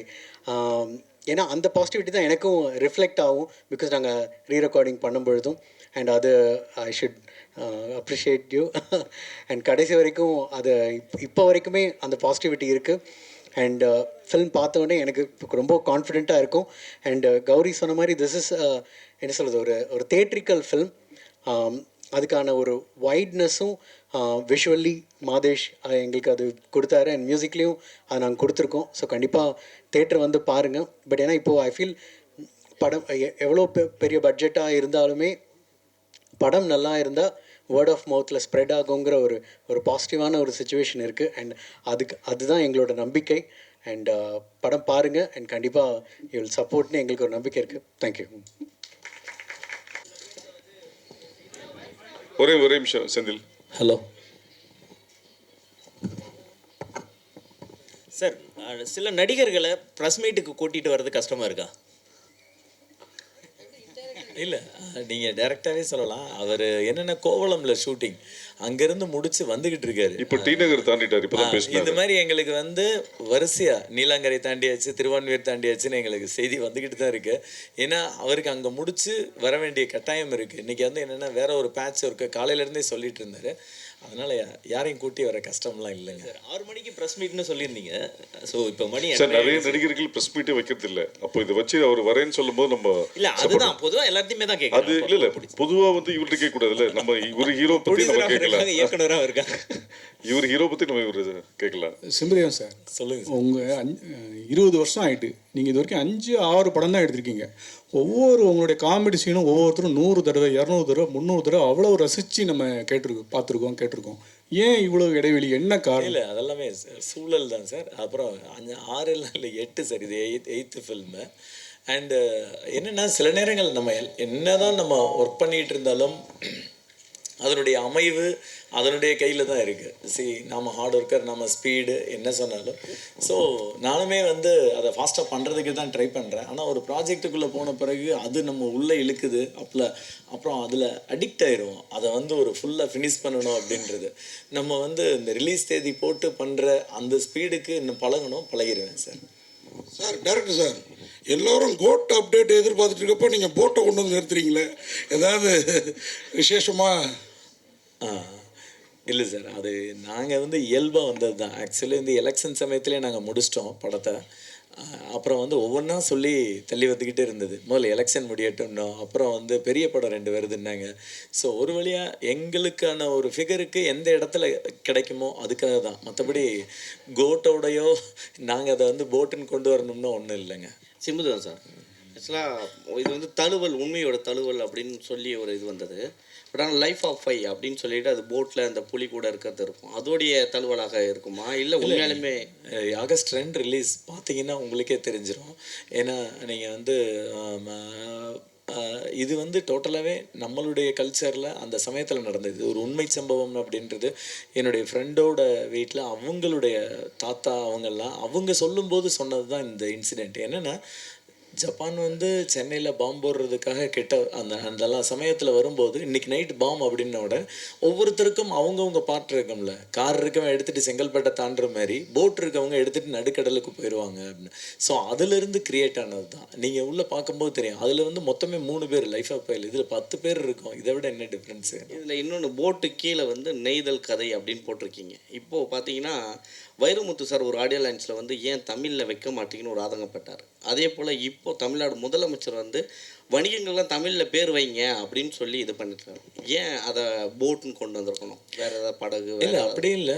இது வந்து இப்போ நீங்கள் ஒரு நேஷனல் லெவல் ரீஜியனுக்கு கொண்டு போகும்போது ஒரு காமன் நேம் தேவைப்படுது. ஆக்சுவலி இந்த படத்துக்கு நாங்கள் ஃபஸ்ட்டு வச்சுருந்த தலைப்பு வந்து பக்கிங்ஹாம் வீரனும் பரதேசியின் பேரனும் அப்படின்னு. ஸோ பட் என்னென்னா அது வந்து எங்களுக்கு வந்து சில மார்க்கெட்டிங்காக போகிறப்போ இதோ சொல்லும்போதோ இது தமிழுக்கு ஓகே அப்படிங்கும்போது நம்ம இது ஒரு ஓடிடிலேயோ அடுத்து நம்ம ஸ்டேஜ் போகிறப்ப அதுக்கு ஒரு புல்லிங் தேவைப்படுது. அதுக்காக தான் வச்சோம். அதனால தான் கீழே ஆத்மார்த்தமாக நெய்தல் கதைன்னு ஆசை தீர வச்சுக்கிட்டோம். சார், அடுத்து மருதம், முல்லை அதெல்லாம் எதிர்பார்க்கலாமா? கண்டிப்பாக சார். சார், ஒரு நிமிஷம் செந்தில், ஒரு நிமிஷம் மைக் சார். சார், நீங்கள் முடிச்சிடறேன், அப்புறம் கொடுத்துட்றேன். என்னென்னா இப்போ ஒரு ஆர்டிஸ்ட் எடுத்து படம் பண்ணுறதே பெரிய விஷயம், சரிங்களா? பெரிய ஹால் எடுத்து பண்ணாலுமே ஆர்டிஸ்ட்குள்ளே வந்து சின்ன பிரச்சனை வரும். யார் ஃபஸ்ட் சீன் செகண்ட் சீனுன்ட்டு. ஏன்னா நீங்கள் ஒரு டேரக்டர் ஒரு போட்டில் அத்தனை பேர் வச்சு படம் பண்ணியிருக்கீங்க, சரிங்களா? உங்கள் மேலே யார் கோவப்பட்டா எந்த ஆர்டிஸ்ட் கோவப்பட்டிருப்பாங்க? கண்டிப்பாக கோவப்பட்டிருப்பாங்க. ஏன்டா எடுத்துன்னு வந்து அங்கே எடுத்துன்னு வந்து சாவடிக்கிறாருன்னு சொல்லியிருப்பாங்க, இல்லை கிண்டல் பண்ணியிருப்பாங்க. அந்த இடத்துல உங்களுக்கு என்ன மனநிலை இருந்தது? இல்லை, இதில் பிரச்சனை என்னென்னா யாருக்குமே கடல் பற்றி தெரியாது. நான் எப்படி போய் உள்ளே சிக்கிக்கிட்டேனோ அது மாதிரி என்னை நம்பி வந்து சிக்கிக்கிட்டவங்க தான் அவங்களும். நான் தான் சொல்கிறேன்ல, நான் டேபிளில் உட்காந்து எழுதும்போது அப்படியே நம்ம படித்த நாவல்கள், பார்த்த படங்கள் அப்படியே பேசிட்டு நம்மளுக்கு ஒரு ரம்யமான கடல் தெரியும் அப்படி இந்த ஆளை மட்டும் அடிக்கணும்னா கடைசியில் போய் உள்ள அந்த ரம்யமான கடலை தேடி போகிறதுக்கு நம்ம வந்து வாந்தி எடுத்து உள்ளே போய் நிற்க வேண்டியிருக்கு. ஸோ இது வந்து என்னென்னா எனக்கு எப்படி தெரியாதோ அது மாதிரி இவங்களுக்கும் தெரியாது. அதனால் இவங்க செஞ்ச ஒரே தப்பு என்னை நம்பி வந்தது. அதனால உள்ளே போய் யாரையும் குறை சொல்ல முடியாது. நான் ஒரு மீனவராக இருந்தால் தான் இவங்க என்கிட்ட கோச்சிக்குவாங்க. நானே போய் முதல்ல உள்ளே விழுந்து பாதியில் எந்திரிச்சு என்னை 2 பேரை தூக்கி விட்டு நான் ஒரு தடவை அடிபட்டோடனே இவங்க என்கிட்டே பேச மாட்டாங்க, அவ்வளோதான். ஸோ அதனால் வந்து யாருக்கும் யார் மேலேயும் இது. பட் ஆர்டிஸ்ட்டை பற்றி சொல்கிறதுல வந்து என்னென்னா, என்னதான் இருந்தாலும் நாங்கள் பின்னால் நிற்கிறவங்க டெக்னீஷியன்ஸ். ஸோ நம்மளுக்கு வந்து மைண்டு சில சமயம் அப்செட் இருந்தாலும் இன்னொரு மாதேஷ் டக்குன்னு கேர் பண்ணிக்குவாப்புல, சரி நான் பார்த்துக்கிறேன் சார் சொல்லிட்டு போய் எங்கேயாவது ஒரு இடத்துல சாஞ்சிடலாம். பட்டு இவங்களுக்கு எது பண்ணாலும் அது கேமராவில் தெரிஞ்சிடும். அப்போ இவங்க தங்களுக்குள்ளே ஏற்படுற அந்த நாபிக்கவலத்திலேருந்து வர்ற வாந்தியை அடக்கி அதுக்கு ஒரு போராட்டம் பண்ணி, இன்னும் சொல்லப்போனால் அவங்க லைட்டாக ஸ்டார்ட் பண்ணி விட்டாங்க. உள்ளே எனக்கு ரொம்ப நாளாக உள்ளே ஏதாவது காமெடி பண்ணிகிட்டு இருப்பாங்க, சிரிச்சிட்டு இருப்பாங்க. எனக்கு அது சுத்தமாக பிடிக்காது. சரி ரைட்டு, அவங்களுடைய மூடுக்கு ஏதோ பண்ணுறாங்க. அதேமாரி அதுக்கு பேர் யோகி கிச்சன்னே பேர் வச்சுருந்தாங்க. அவர் ஏதாவது ஒன்று கொண்டு வந்துக்கிட்டே இருப்பார், எல்லாரும் மொக்க போடுவாங்க. நம்மளுக்கு இங்கே நம்மளுக்கு கண்ணில் பார்க்குறப்ப தெரியாது, மானிட்டரில் பார்க்குறப்ப, ஏன் டப்பிங்கில் வந்து பார்க்குறோம். ஒரு எமோஷனல் சீனில் ஆட்சிக்கு வந்து வாயில் பனங்கிழங்கு ஒட்டியிருக்கு, அந்த ஷார்ட்டே யூஸ் பண்ண முடியல. ஸோ இதெல்லாம் என்னென்னா, நான் அவங்க கூட போய் உட்காந்து ஒரு க்ளோஸ்அப் ஷாட்டுக்கு உட்காரும்போது ஹெவி வேவ். அப்போ தான் தெரியுது நம்மளுக்கு அடுத்த 5வது நிமிஷத்தில் ஒரே கான்சன்ட்ரேஷனில் இருந்தால் மைண்டு போயிடுது. அவங்க தங்களை டிவியேட் பண்ணிக்கிறதுக்காகத்தான் இவ்வளவும் பண்ணியிருக்காங்க. அந்த டிவியேஷன் இல்லாமல் எல்லாரும் புத்த பிச்சு மாதிரி உட்காந்துருந்தா 10 நிமிஷம் கூட இருக்க முடியாது. ஸோ அந்த இடத்துல தன்னை அடாப்ட் பண்ணிக்கிறதுக்காக அவ்வளவு போராட்டங்கள், அதுக்கு என்னென்னமோ ஒன்றுமே இல்லைன்னா அவங்க யாராவது ஒரு ஆள் பேசி அதுக்கு ஒரு கமெண்ட் சொல்லி இந்த உலகத்தை பற்றி என்ன நினைக்கிறேன் ஏதோ ஒன்று போயிட்டுருக்கும் உள்ள. அதுக்கு காரணமே அதுதான். ஸோ அதனால் ஆர்டிஸ்ட் யாரும் ஒன்றும் எனக்கு தெரிஞ்சு யாரும் என்னை டைரெக்டாக திட்டலை. சார் சிம்பு சார் இங்கே சார் ஒரு நிமிஷம் அண்ணன் இருக்கு, மைக் வாங்கிக்கோங்க. மைக் இல்லைங்க, உங்களுக்கு கேட்கல பின்னாடி. சார் சிம்பு சார் சொல்லுங்க சார். வாழ்த்துக்கள் சார். ட்ரெய்லர் பார்த்தோம், வெறும் விஷுவல் ட்ரீட்டாக இருந்தது. நல்லது சார். இந்த 1943 இந்த 2ஆம் உலக போகிற அந்த டீட்டெயில்ஸ் எப்படி, எவ்வளோ நேரம் அது தரையில் இருக்க போகிறது, இந்த கதை ட்ராவல் லெவலில் இருக்க? இல்லை, எனக்கு வந்து அது ஒரு சின்ன, அதாவது ஒரு ஆர்என்டியாக எடுக்கும்போது வந்து கம்ப்ளீட் வேர்ல்டு வார், அதான் நான் முதல்ல சொன்ன மாதிரி சுதந்திர போராட்டத்தில் வந்து தமிழகத்துக்கு பங்கே கிடையாதுன்ற ரேஞ்சில் தான் பொதுவாக இந்திய வரலாறு எழுதப்படுது. பரவாயில்ல, அது இருந்தாலும் நம்மளுடைய தகவல்களை வச்சு பார்க்கும்போது இதில் இருக்க டீட்டெயில்ஸ் அவ்வளோ அபிமிருதமாக இருக்குது. ஏன்னா நான் முதல்ல வந்து ஊவேசாவை பற்றின ஒரு டீட்டெயில்ஸ் எடுத்திருந்தேன். அதுக்கப்புறம் வந்து M10, அது ஒரு பயங்கரமான இன்சிடென்ட் 1914. அதுக்கப்புறம் வந்து ராமானுஜன் பற்றி ஒரு ஸ்டோரி இது பண்ணியிருந்தேன், கணித மேதை ராமானுஜன். இது எல்லாத்துலேயுமே வந்து நம்ம அவ்வளோ கஷ்டப்படுறோம், அவ்வளோ கடந்து வர்றோம், ஆனால் இது எதுவுமே சொல்லப்படலை. அப்போ எனக்கு என்னுடைய ஃப்ரெண்டோட வீட்டில் அதை சொன்னபோது இதை வந்து கைனேஜ் பண்ணலாம்னு நான், என் ஃப்ரெண்டு ஸ்ரீ கணேஷ் அண்டு ஜெயராஜ், அதுக்கப்புறம் வந்து இதில் கரந்தேல் ராஜேஷ், சத்ரியன், என்னுடைய கோ-டைரக்டர் கருப்பசாமி, ராஜாராம், இந்த மாதிரியான எல்லாமும் சேர்ந்து அந்த இடத்துல உருவாக்கணும். R&D நிறைய இருக்கலாம், பட் வந்து என்னென்னா அந்த கதைக்களம் நம்மளுக்கு, ஏன்னா இப்போ நம்ம அதை எடுக்க முடியாது, ஏன்னா செல்ஃபோன் இருக்கும், உள்ளே போய் என்ன வேணாலும் பண்ணலாம். ஸோ அந்த கதைக்களத்தில் எல்லாமே இருந்தது, துடுப்பு இருந்தது, அந்த அந்த அந்த எங்களுக்கு கதைக்கு தேவையான எல்லாமும் அதில் கிடைச்சதுனால அதில் பண்ணோம்.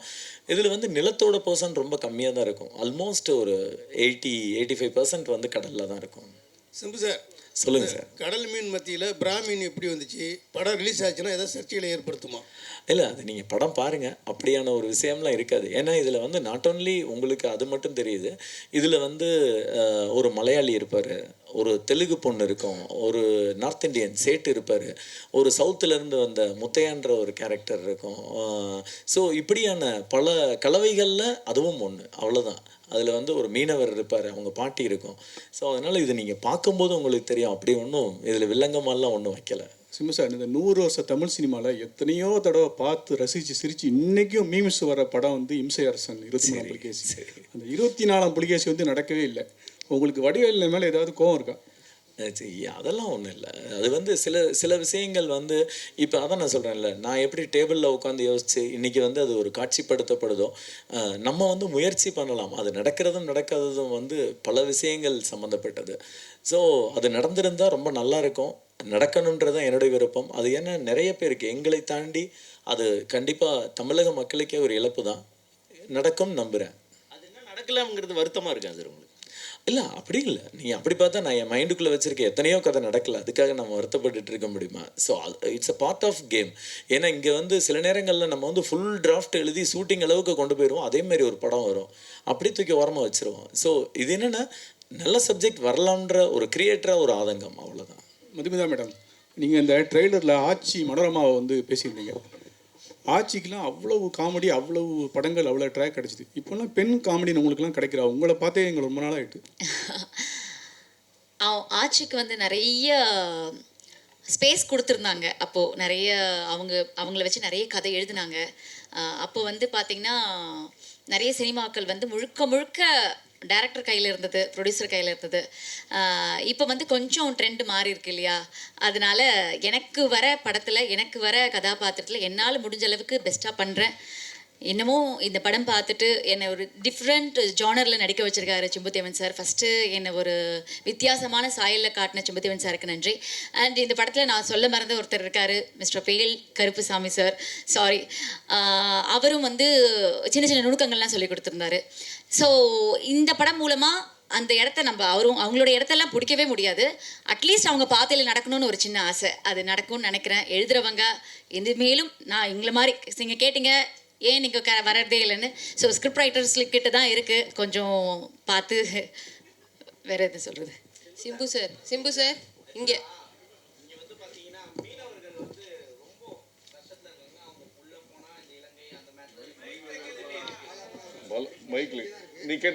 நீ பேசு. சிம்பு சார், யோகி பாபு சார் செம்ம பிஸி, அந்த பிஸியில் உங்களுக்கு ஷெடியூல் கிடச்சிச்சா? இல்லை, அவர் நீங்கள் செம பிஸினால அவருக்கு வாரத்துக்கு மாதத்துக்கு ஒரு 2 படமாவது வரத்தானே செய்யுது. ஸோ அது கொஞ்சம் முன்ன பின்ன ஆகும், பட் அவர் அதை அட்ஜஸ்ட் பண்ணி கரெக்டாக டேட்லாம் கொடுத்துட்றாரு. அவர் பிஸியாக இருந்தாலும் அது அவர் பிஸி வந்து அவருடைய கஷ்டம். அவர் டே நைட்டாக ஒர்க் பண்ணலாம், சம்டைம் ஃப்ளைட்லேருந்து வந்து அப்படியே வந்து விழுந்து தூங்காமலே ஒர்க் பண்ணிகிட்டு இருப்பார். பட் அந்தந்த படத்துக்கு டேட் கொடுத்துட்டா அதை ஹானர் பண்ணுறது, அது அவர் கண்டிப்பாக பண்ணார் எங்களுக்கு. சிம்பு சார், மீனவர்கள் வந்து அந்த எம்ஜிஆர் ஒரு பாட்டு பாடி அந்த கஷ்டத்தை காமிச்சிருப்பார். ஸோ நீங்கள் வந்து இதில் படங்களை காமெடியாக கொஞ்சம் எடுத்துகிட்டு வரீங்க. ஸோ அவங்களுடைய கஷ்டங்கள் உங்கள் கண்ணு முன்னாடி தெரிஞ்சுதா? சார் அதான் நான் சொல்கிறேன்ல, நான் போய் முதல் லொக்கேஷன் பார்க்க ஆரம்பித்ததுலேருந்தே எங்களுக்கு அந்த பெயின் இருந்தது. அப்புறம் இந்த கதையோட கோர் வந்து அந்த பெயின் சம்மந்தமான ஒரு விஷயம்தான் பேசும். அது நான் ட்ரெய்லரில் என்னால் சொல்ல முடியாது, பட் நீங்கள் ஃபுல் படமாக பார்க்கும்போது இதோட எண்டு போய் அங்கே தான் முடியும். அவங்களுடைய பெயின் தான், ஒரு மீனவனுடைய வலி, அவங்க அதுவும் குறிப்பாக மெட்ரோபாலிட்டனில் இருக்கவங்களுடைய அந்த கஷ்டம் அப்படிங்கிறது. ஸோ கண்டிப்பாக வந்து எங்களுக்கு எல்லாருக்குமே, ஏன்னா இவர் பேசும்போது சொன்னார்ல நம்ம கேமராமேன், ஏன்னா அங்கே எங்களுக்கு எத்தனை பேருக்கு நீச்சல் தெரியும் தெரியாது எல்லாமே தெரியும். ஏன்னா கடலுக்கும் நம்மளுக்கும் சம்மந்தமே இல்லை, நாம் ரொம்ப சொகுசாக இங்கே தரையில் வாழ்ந்துட்டு இருக்கோம். ஸோ அங்கே போகிறப்ப அந்த 6 மீனவர்கள் இல்லைன்னா இந்த 150 பேர் வேலையை பார்க்க முடியாது. அவங்க தான் ஃபுல்லாக நீந்தி கடலுக்குள்ளே இருப்பாங்க. ஈவன் நாங்கள் சில சமயம் உள்ளே போகிறப்ப கூட நம்மளை கூல் பண்ணுறதுக்கு அவங்க குதித்து நீந்தி போட்டை இப்படி திருப்பி அதெல்லாமே. ஸோ கண்டிப்பாக அவங்களுக்கு நாங்கள் இந்த இடத்தில் தலை வணங்குறோம். அந்த 6-7 மீனவர்களும் சரி, அந்த மீனவ கிராமமும் இல்லாட்டி இந்த படமே கிடையாது. அவங்களுக்கு நன்றி. ஸோ இந்த பாவா இவர் MS பாஸ்கர் இருக்கார்ல, அவர் வந்து ரைட்டர் பாவா செல்லதுரை மாதிரியே அந்த ஒரு கட்டமைப்பில் அந்த கெட்டப்லாம் இருக்குது. ஸோ அது எந்த மாதிரியான ஒரு கெட்டப்னு தெரிஞ்சுக்கலாமா? இல்லை, MS பாஸ்கர் சாருக்கு வந்து என்னென்னா, அவர் இதுக்கு முன்னால் பண்ணாத ஒரு கேரக்டராக ஒரு கெட்டப் இருக்கணும்னு நினச்சோம், அவ்வளோதான். இப்போ ஒவ்வொருத்தரையுமே கொஞ்சம் கொஞ்சம் முன்பின் பார்த்துறாதபடி மாற்றலாம். இப்போ சாம்ஸ் எப்படி மாற்றலாம், மது எப்படி மாற்றலாம்னு தோணும்ல, அப்படி வந்தது தான். அது பர்பஸாக வந்து பவா செல்லத்துறை மாதிரி இல்லை, அவரும் என்னுடைய நண்பர் தான், ஆனால் அப்படிக்கா பண்ணலை சார். அதேமாரி படித்தவங்க மேலே உங்களுக்கு என்ன கோவம்? அந்த ஜாவா சுந்தரேசன் கேரக்டரும் ஐடியில் வேலை பார்க்குறவங்க நல்லா படித்தவங்களை கிண்டல் பண்ணுற கேரக்டர். இப்போ இதில் ஒரு டைலாக் வருது, படித்த பைத்தியம் அப்படின்னு சொல்லிட்டு, அதனால தானே அவனை படிக்க வைக்கலன்ட்டு அந்த பாட்டிமா சொல்கிறாங்க. அது என்னன்னு சொல்லுங்கள். அதேமாரி சுண்டலி இப்போ நீங்கள் நிறைய விலங்குகளை பயன்படுத்துறீங்க முன்னாடி படங்கள்லாம். இதில் சுண்டலி இந்த மிருக வதை, அந்த வதையில் எதுவும் சிக்கினீங்களா? ஏன்னா அவர் ஓப்பனாக உண்மையான சுண்டலி சொன்னார் சாம்ஸ். ஆமாம், சாம்ஸ்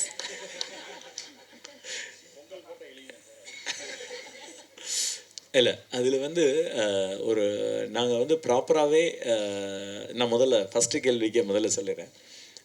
ஜாவா சுந்தரேசன் அப்படிங்கிறது வந்து அந்த கட்டமைப்பில் அன்றைக்கி இருந்த ஒரு கேரக்டரோட உருவகப்படுத்துறது. இப்போ வந்து நீங்கள் அதை கரெக்டாக சொல்லணும்னா, ஒரே லெவலில் படிப்போம், காலேஜில் ஒன்றா ஃப்ரெண்டாக இருப்போம். கெமிஸ்ட்ரியில் இருப்பான், ஃபிசிக்ஸில் இருப்பான், கம்ப்யூட்டர் சயின்ஸில் இருப்பான், தமிழில் இருப்பான். பட் கம்ப்யூட்டர் சயின்ஸில் இருந்தவனுக்கு அந்த ஓப்பனிங்க்கு மேலே போகலாம். இவங்கெல்லாம் 10,000 வாங்குற இடத்துல அவங்களுக்கு 40, 70, 1,00,000 இப்படி அந்த ஹைக்கு வந்து நீங்கள் வந்து மறைக்க முடியாது. ஏன்னா ஒவ்வொரு வீட்லேயுமே அது நடந்தது. என்னோட ஃப்ரெண்டோட வீட்டில் அவங்க அண்ணனுக்கும் தங்கச்சிக்குமான சண்டையாக தான். அவன் பாவம் 8,000 வாங்கிட்டு இருந்தான். அந்த பொண்ணு கிட்டத்தட்ட 50,000 தாண்டி. ஆனால் 2 பேருடைய படிப்புமே ஆவரேஜாக அந்தந்த கோர்ஸை படிச்சு. ஸோ அப்போ ஆப்பர்ச்சுனிட்டியை பேஸ் பண்ணி தானே தவிர்த்து அது யார் மேலேயும் பொறாமையெல்லாம் கிடையாது. ஸோ அதை எக்ஸாகரேட் பண்ணி, ஏன்னா சமுதாயத்தில் எல்லார் வீட்லேயும் நடந்த சண்டை அது, எல்லார் வீட்லேயும் நடந்த சந்தோஷம் அது. ஸோ அதை வந்து கேரக்டராக பண்ணணும்னு தான் பண்ணோம். மற்றபடி இதில் ட்ரெய்லர் பார்த்துட்டே வந்து படித்தவங்களுக்கு மேலாம் நான் எதிரியான்னு கேட்டேன். இப்படி படம் ஃபுல்லாக பார்த்தீங்கன்னா தெரியும். அது வந்து என்னென்னா ஓவராக படித்தவங்க சம்டைம்ஸ் பிளேடு போடுவாங்கல்ல, அதை பேஸ் பண்ணது தான். அவங்க எல்லாத்தையும் கொட்டிடணும், தனக்கு தெரிஞ்சதெல்லாம் காமிச்சிடணும்னு உணர்ச்சி வசப்படுறது அதுதான். மற்றபடி நாங்கள் வந்து ப்ராப்பராக டாக்டர் வச்சு அந்த இலக்கி வந்து ஒரு அனிமல் வெல்ஃபேர் போர்டிலேருந்து அவங்க வந்து பார்த்து இப்படிலாம் தான் பண்ணது. அதனால் சாம்ஸ் கொஞ்சம் உணர்ச்சி வசப்பட்டு சொல்லியிருப்பார், அவரை மன்னிச்சிருங்க. சிம்பு சார், எப்பவுமே வந்து நாங்கள் சிம்புதேவன் படம்னாவே நாங்கள் பேனர் பார்ப்போம். என்னென்னா சிம்புதேவன் இயக்கத்தில், சரிங்களா, அப்புறம் வடிவேல் நடிக்கும் தான் போட்டிருக்கீங்க. இதில் என்ன சார் வந்து யோகி பாபுவின் சிம்புதேவனிஸ் போட்டிருக்கீங்க? ஏன்னா இது வற்புறுத்தலின் காரணமாக போட்டிருக்கீங்களா? ஏன்னா வடிவேலை விட அவர் கொஞ்சம் பெரிய ஆள் ஆயிட்டுன்னு சொல்லிட்டு அவர் போட்டிருக்கீங்களா? அதெல்லாம் இல்லைங்க. இது ரொம்ப நான் இது வரைக்கும் நீங்கள் இப்போ சொல்ல விட்டு தான் நானே பார்க்குறேன். நான் அது ரொம்ப கேஷுவலானது. என்னென்னா ஒரு மேலே எப்பயும் வந்து ஒரு இந்த இந்த இந்த படத்தோட செல்லிங் எலிமெண்ட்டுன்னு ஒன்று இருக்குது. ஸோ அப்போ அப்படி வரும்போது பிரபா பிரேம்குமார் ப்ரெசன்ஸ், அதுக்கப்புறம் யார் இருக்கான்னு அதையும் கீழே போய் வந்து நம்ம போட்டோம்னா தெரியாதே அப்படின்ற ஒரு மார்க்கெட்டிங் ஸ்ட்ராட்டஜி தாண்டி அதில் ஒன்றுமே கிடையாது. ஏன்னா இங்கே பேர் வந்து முக்கியம் இல்லை. நீங்கள் அங்கே போட்டால் மட்டும் படம் ஓடிடுமா என்ன? படம் நல்லா இருக்கணும், அது நல்லா நடிக்கணும், இவ்வளோ விஷயங்கள் இருக்குது. ஸோ இது ஒரு டிசைனரை கேட்க வேண்டிய கேள்வி நானும் கேட்டுடுறேன். சிம்பு சார். சார் சொல்லுங்கள் சார் ப்ளீஸ். ஓவியராக இருந்து பத்திரிகையிலிருந்து இயக்கத்துக்குள்ளே வந்துட்டீங்க. இத்தனை வருஷம் வாழ்க்கையில் இத்தனை படங்கள் செய்திருந்தாலும் உங்களை நீங்கள் நினச்ச அந்த பேர் போல் இது ஓவியத்தை விட இதில் நிறைய கிடச்சிருக்கு அப்படின்னு நினைக்கிறீங்களா? சார் நான் வந்து அடிப்படையில் ஒரு பத்திரிகையாளர் சார். நான் வந்து சப் எடிட்டராக இருந்தேன் விகடனில். ஸோ நான் வந்து இந்த மாதிரி சினிமாவுக்கு போகிறேன்னு அப்போ வந்து பாலு சார் இருந்தாங்க. ஸோ பாலசுப்ரமணியன் அவர்கள் அவர்கிட்ட சொன்னப்போ தான், நீங்கள் வந்து எங்கே வேணாலும் எப்படி வேணாலும் போயிருக்கலாம், ஆனால் வந்து உங்களுக்கு கார்ட்டூனிஸ்ட்டுன்னு இங்கே கிடைக்கிற இந்த திருப்தி வந்து வேறு எங்கேயும் கிடைக்குமான்றது என்னால் சொல்ல முடியாது. பட் உங்கள் முடிவை எடுத்துக்கோங்கன்னு. ஏன்னா நான் அடிப்படையில் அங்கே கார்ட்டூனிஸ்ட்டாக இருந்தேன். ஸோ எனக்கு வந்து, ஆனால் நான் உள்ளே வந்ததே வந்து சென்னைக்கு வந்தது ஒரு இயக்குனர் அப்படின்ற மைண்ட் செட்டில் வந்ததுனால என்னால் அதுலேயும் கொஞ்சம் பண்ண முடிஞ்சது, அவ்வளோதான். நான் வந்து என்ன கார்ட்டூனிஸ்ட்டாக மட்டுமே ஆகணும்னு நான் வரல. அதனால எனக்கு இந்த எண்டில் நான் இது ஒரு பயணம் தான். இதுவும் எனக்கு இன்னும் நான் எவ்வளோ தூரம் போகணும் என்னென்னலாம் தீர்மானிக்கல. ஒரு பழமொழி சொல்லுவாங்கள்ல, வடக்கு நோக்கி போக வேண்டியவன் தெற்கில் வெகு தொலைவு நடக்க வேண்டும்னு. நான் இன்னும் தெற்கில் நடந்துக்கிட்டு இருக்கேன், போய் ரீச் ஆவேன்னு நம்புகிறேன். மதுமிதா மேடம், நீங்கள் பேசுகிறப்போ நீங்கள் பேசுகிறப்போ என் கூட நடித்தவங்கெல்லாம் ஹீரோ ஆகிடுவாங்க பேர்லாம் சொன்னீங்க. உங்கள் கூட நடித்து நிறைய படத்தில் நடித்த சாம்சங் ஹீரோ ஆகிட்டாரு. 2 படம் நடிச்சிருக்காருங்க. அதான் ஹீரோ ஆகிட்டாரு. அவர் பேரை சொல்லவே இல்லையே. அது மறந்துட்டு நீங்க வந்து வருத்தப்பட்டேன். இப்ப சொல்லிடுறேன், 2 படம் நடிச்சிருக்காருங்க. அவரும் ஹீரோவா நடிச்சிருக்காரு, ஜுஜுபின்னு. பட் எனக்கு எப்போ அந்த ராசி வரும்னு தெரியல. யார் கூட நடிச்சா நான் ஹீரோயின் ஆவன்னு தெரியலங்க. அதே மாதிரி நீங்க இப்ப நடிப்பு கம்மி பண்ணது குழந்தை இந்த விஷயங்களாலயா? ஏன்னா நாங்க ரொம்ப உங்களை ஆட்சிக்கு அப்புறம் எதிர்பார்த்தோம் அந்த பொண்ணு சொன்ன மாதிரி. இல்ல சார், நான் நிறைய படங்கள் நடிச்சிருக்கேன். கொரோனாவால சில படங்கள் இன்னும் ஸ்ட்ரக் ஆயிருக்குன்னு உங்களுக்கு தெரியும். அண்ட் வந்து குழந்தை பிறந்ததாலையும் ஒரு காரணம் இருக்கு சார். நன்றி. சிம்பு சார், சார் காலையில் ஆடியோ லைன்ஸ்லேயும் ஹீரோ வரலை. அதே அவங்க மேடையில் இருக்க ப்ரொடியூசர்லேருந்து எல்லாருமே மாறி மாறி பேசிட்டு இருந்தாங்க. ஓகே, இப்பயும் ஹீரோ இல்லை, நீங்கள் இப்போ பாருங்க, அந்த சர்ப்ரைஸ் உங்களுக்கு வரும். வந்துக்கிட்டாரு, நாங்கள் சொல்லிகிட்டே இருக்க மாதிரி இன்னும் சில நிமிடங்களில் நுழைவார். இல்லை இது வந்து இவங்களா பேசிட்டு இருக்க, அதனால பேச்சு நீர்ல பத்திரிகையாளர் உங்களை நீங்க கேள்வி கேட்ட மாதிரி எல்லாரும் கேள்வி கேட்கறது தான் இருக்கு. இப்ப இல்ல அதுக்கு தான் நான் சொல்றேன். அவருக்கு தெரியாது, எனக்கு தெரியும். இப்பதான் யோகி பாபு பேசினாரு. கேகே நகர் தாண்டிட்டாரா, நீங்க சாப்பிட்டு முடிச்சு போறதுக்குள்ள உங்களை பார்த்துட்டு தான் போவாரு.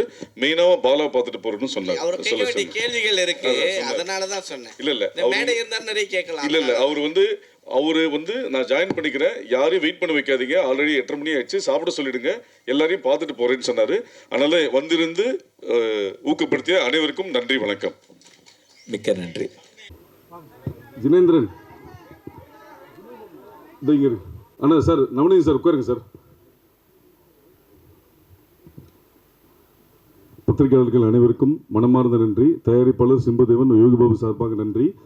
ப்ரெஸ் மீட் விஷயமா இன்னைக்கு 6 to 9 இருக்குன்னு சொன்னபோது யோகி பாபு சார் அந்த ப்ரொடக்ஷன் கம்பெனியில் கேட்டுட்டு, இல்லை சார் நீங்கள் வர முடியலன்னு சொல்லலாமான்னா, இல்லை பத்திரிகையாளர்கள் முடித்து சாப்பிட்டு போகிறதுக்குள்ளே நான் வந்துடுவேன், எனக்காக யாரும் வெயிட் பண்ண வேணாம், நான் சொன்னபடி வந்துடுவேன் சொல்லி பத்திரிகையாளர்களை சந்தித்து விட்டு தான் போவேன்றதுக்காக திருப்பி இங்கேருந்து கிளம்பி முட்டுக்காடுக்கு நைட் ஷோ திருப்பி போகிறாரு. அதனால் நண்பர்கள் வந்து இப்போ யோகி பாபு சார் வரல, எங்களை வெயிட் பண்ண வச்சுட்டாருன்ற மாதிரி யாரும் தயவு செஞ்சு நினைக்க வேணாம். தவிர்க்க முடியாத சூழல்ன்றதுனால இது கண்டிப்பாக முதன்மை வேடத்தில் நடித்திருப்பதால் நான் மிஸ் பண்ணக்கூடாது. கண்டிப்பாக ஊடக நண்பர்களை சந்திப்பேன். என் வளர்ச்சிக்கு ஒவ்வொரு காலகட்டத்திலும் ஊடக நண்பர்கள் தான் முக்கியம். அதுக்கு மதிப்பு கொடுக்கும் வகையில் என்றென்றும் நான் ஊடக நண்பர்களுடன் நிற்பேன் என்று வந்துட்டு திருப்பி முட்டுக்காடு போகிறதுக்காக வந்திருக்கார் இப்போது யோகி பாபு அவர்கள்.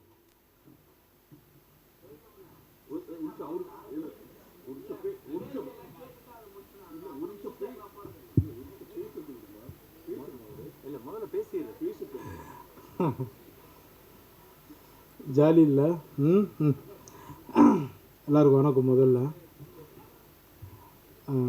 இந்த படத்தை இந்த அளவுக்கு கொண்டு வந்தது காரணம் எங்கள் இயக்குனர் சிம்புதேவன் சார், அவருக்கு நான் நன்றி தெரிவிச்சுக்கிறேன். அப்புறம் தயாரிப்பாளர், அப்புறம் என் கூட நடித்த நடிகர்கள் எல்லாருக்குமே நான் நன்றி தெரிவிச்சுக்கிறேன். அப்புறம் ஊடகங்கள் உங்களுக்கு எல்லாருக்குமே நான் நன்றி தெரிவிச்சுக்கிறேன். ஏன்னா நான் வந்து இவர் சொன்னார், இவர் பேச ஆரம்பிச்சிடலாமான்னு. முந்தா நாள் வந்து நான் என்ன பண்ணேன், குற்றாலத்தில் ஷூட்டிங்லேருந்து 10 மணி நேரம் காரில் ட்ராவல் பண்ணி போய் தான் நம்ம ப்ரொமோஷன் அந்த காலேஜில் வந்து ப்ரொமோஷன் பண்ணுறேன். சரிங்களா? எல்லா கம்பெனிலும் எல்லாருமே எல்லா டைமும் அட்ஜஸ்ட்மெண்ட் பண்ண மாட்டாங்க. சரிங்களா? என்னோடய சுச்சுவேஷனில் அங்கே அதுமாதிரி மாட்டிட்டேன். ஏன்னா அந்த ஹீரோனிக்கு வேறு கல்யாணம் ஆக போகுது இன்னும் 2-3 நாளில். அதனால் அவங்க பேக் பண்ணி சீக்கிரம் போகணுன்னு சொல்லிட்டாங்க. நான் அதனால தான் திரும்ப அவங்களுக்கு முடித்து அனுப்பிச்சிட்டு நான் திரும்ப நாங்கள் ஷூட்டிங் போனோம். அதனால் நீங்கள் எல்லோரும் யாரும் என்னை தப்பாக நினைக்க வேண்டாம். எப்போவுமே உங்கள் சப்போர்ட் எனக்கு வேணும். ரொம்ப ரொம்ப நன்றி. ஜிப்ரான் சார் வாங்க சார், மியூசிக் டைரக்டர், மதுமிதா எல்லோரும் வாங்க. ரொம்ப ஹார்ட் ஒர்க் பண்ண படம் இது. நீங்கள் தான் எடுத்துன்னு போய் தேட்டரில் இது பெரிய அளவில் கொண்டு போய் வெற்றியடை செய்யணும். ரொம்ப ரொம்ப நன்றிங்க. எல்லோரும் ரொம்ப நன்றி. மன்னிச்சிருங்க இதை லேட்டாக இருந்தால் ரொம்ப சாரிங்க. தேங்க்யூ.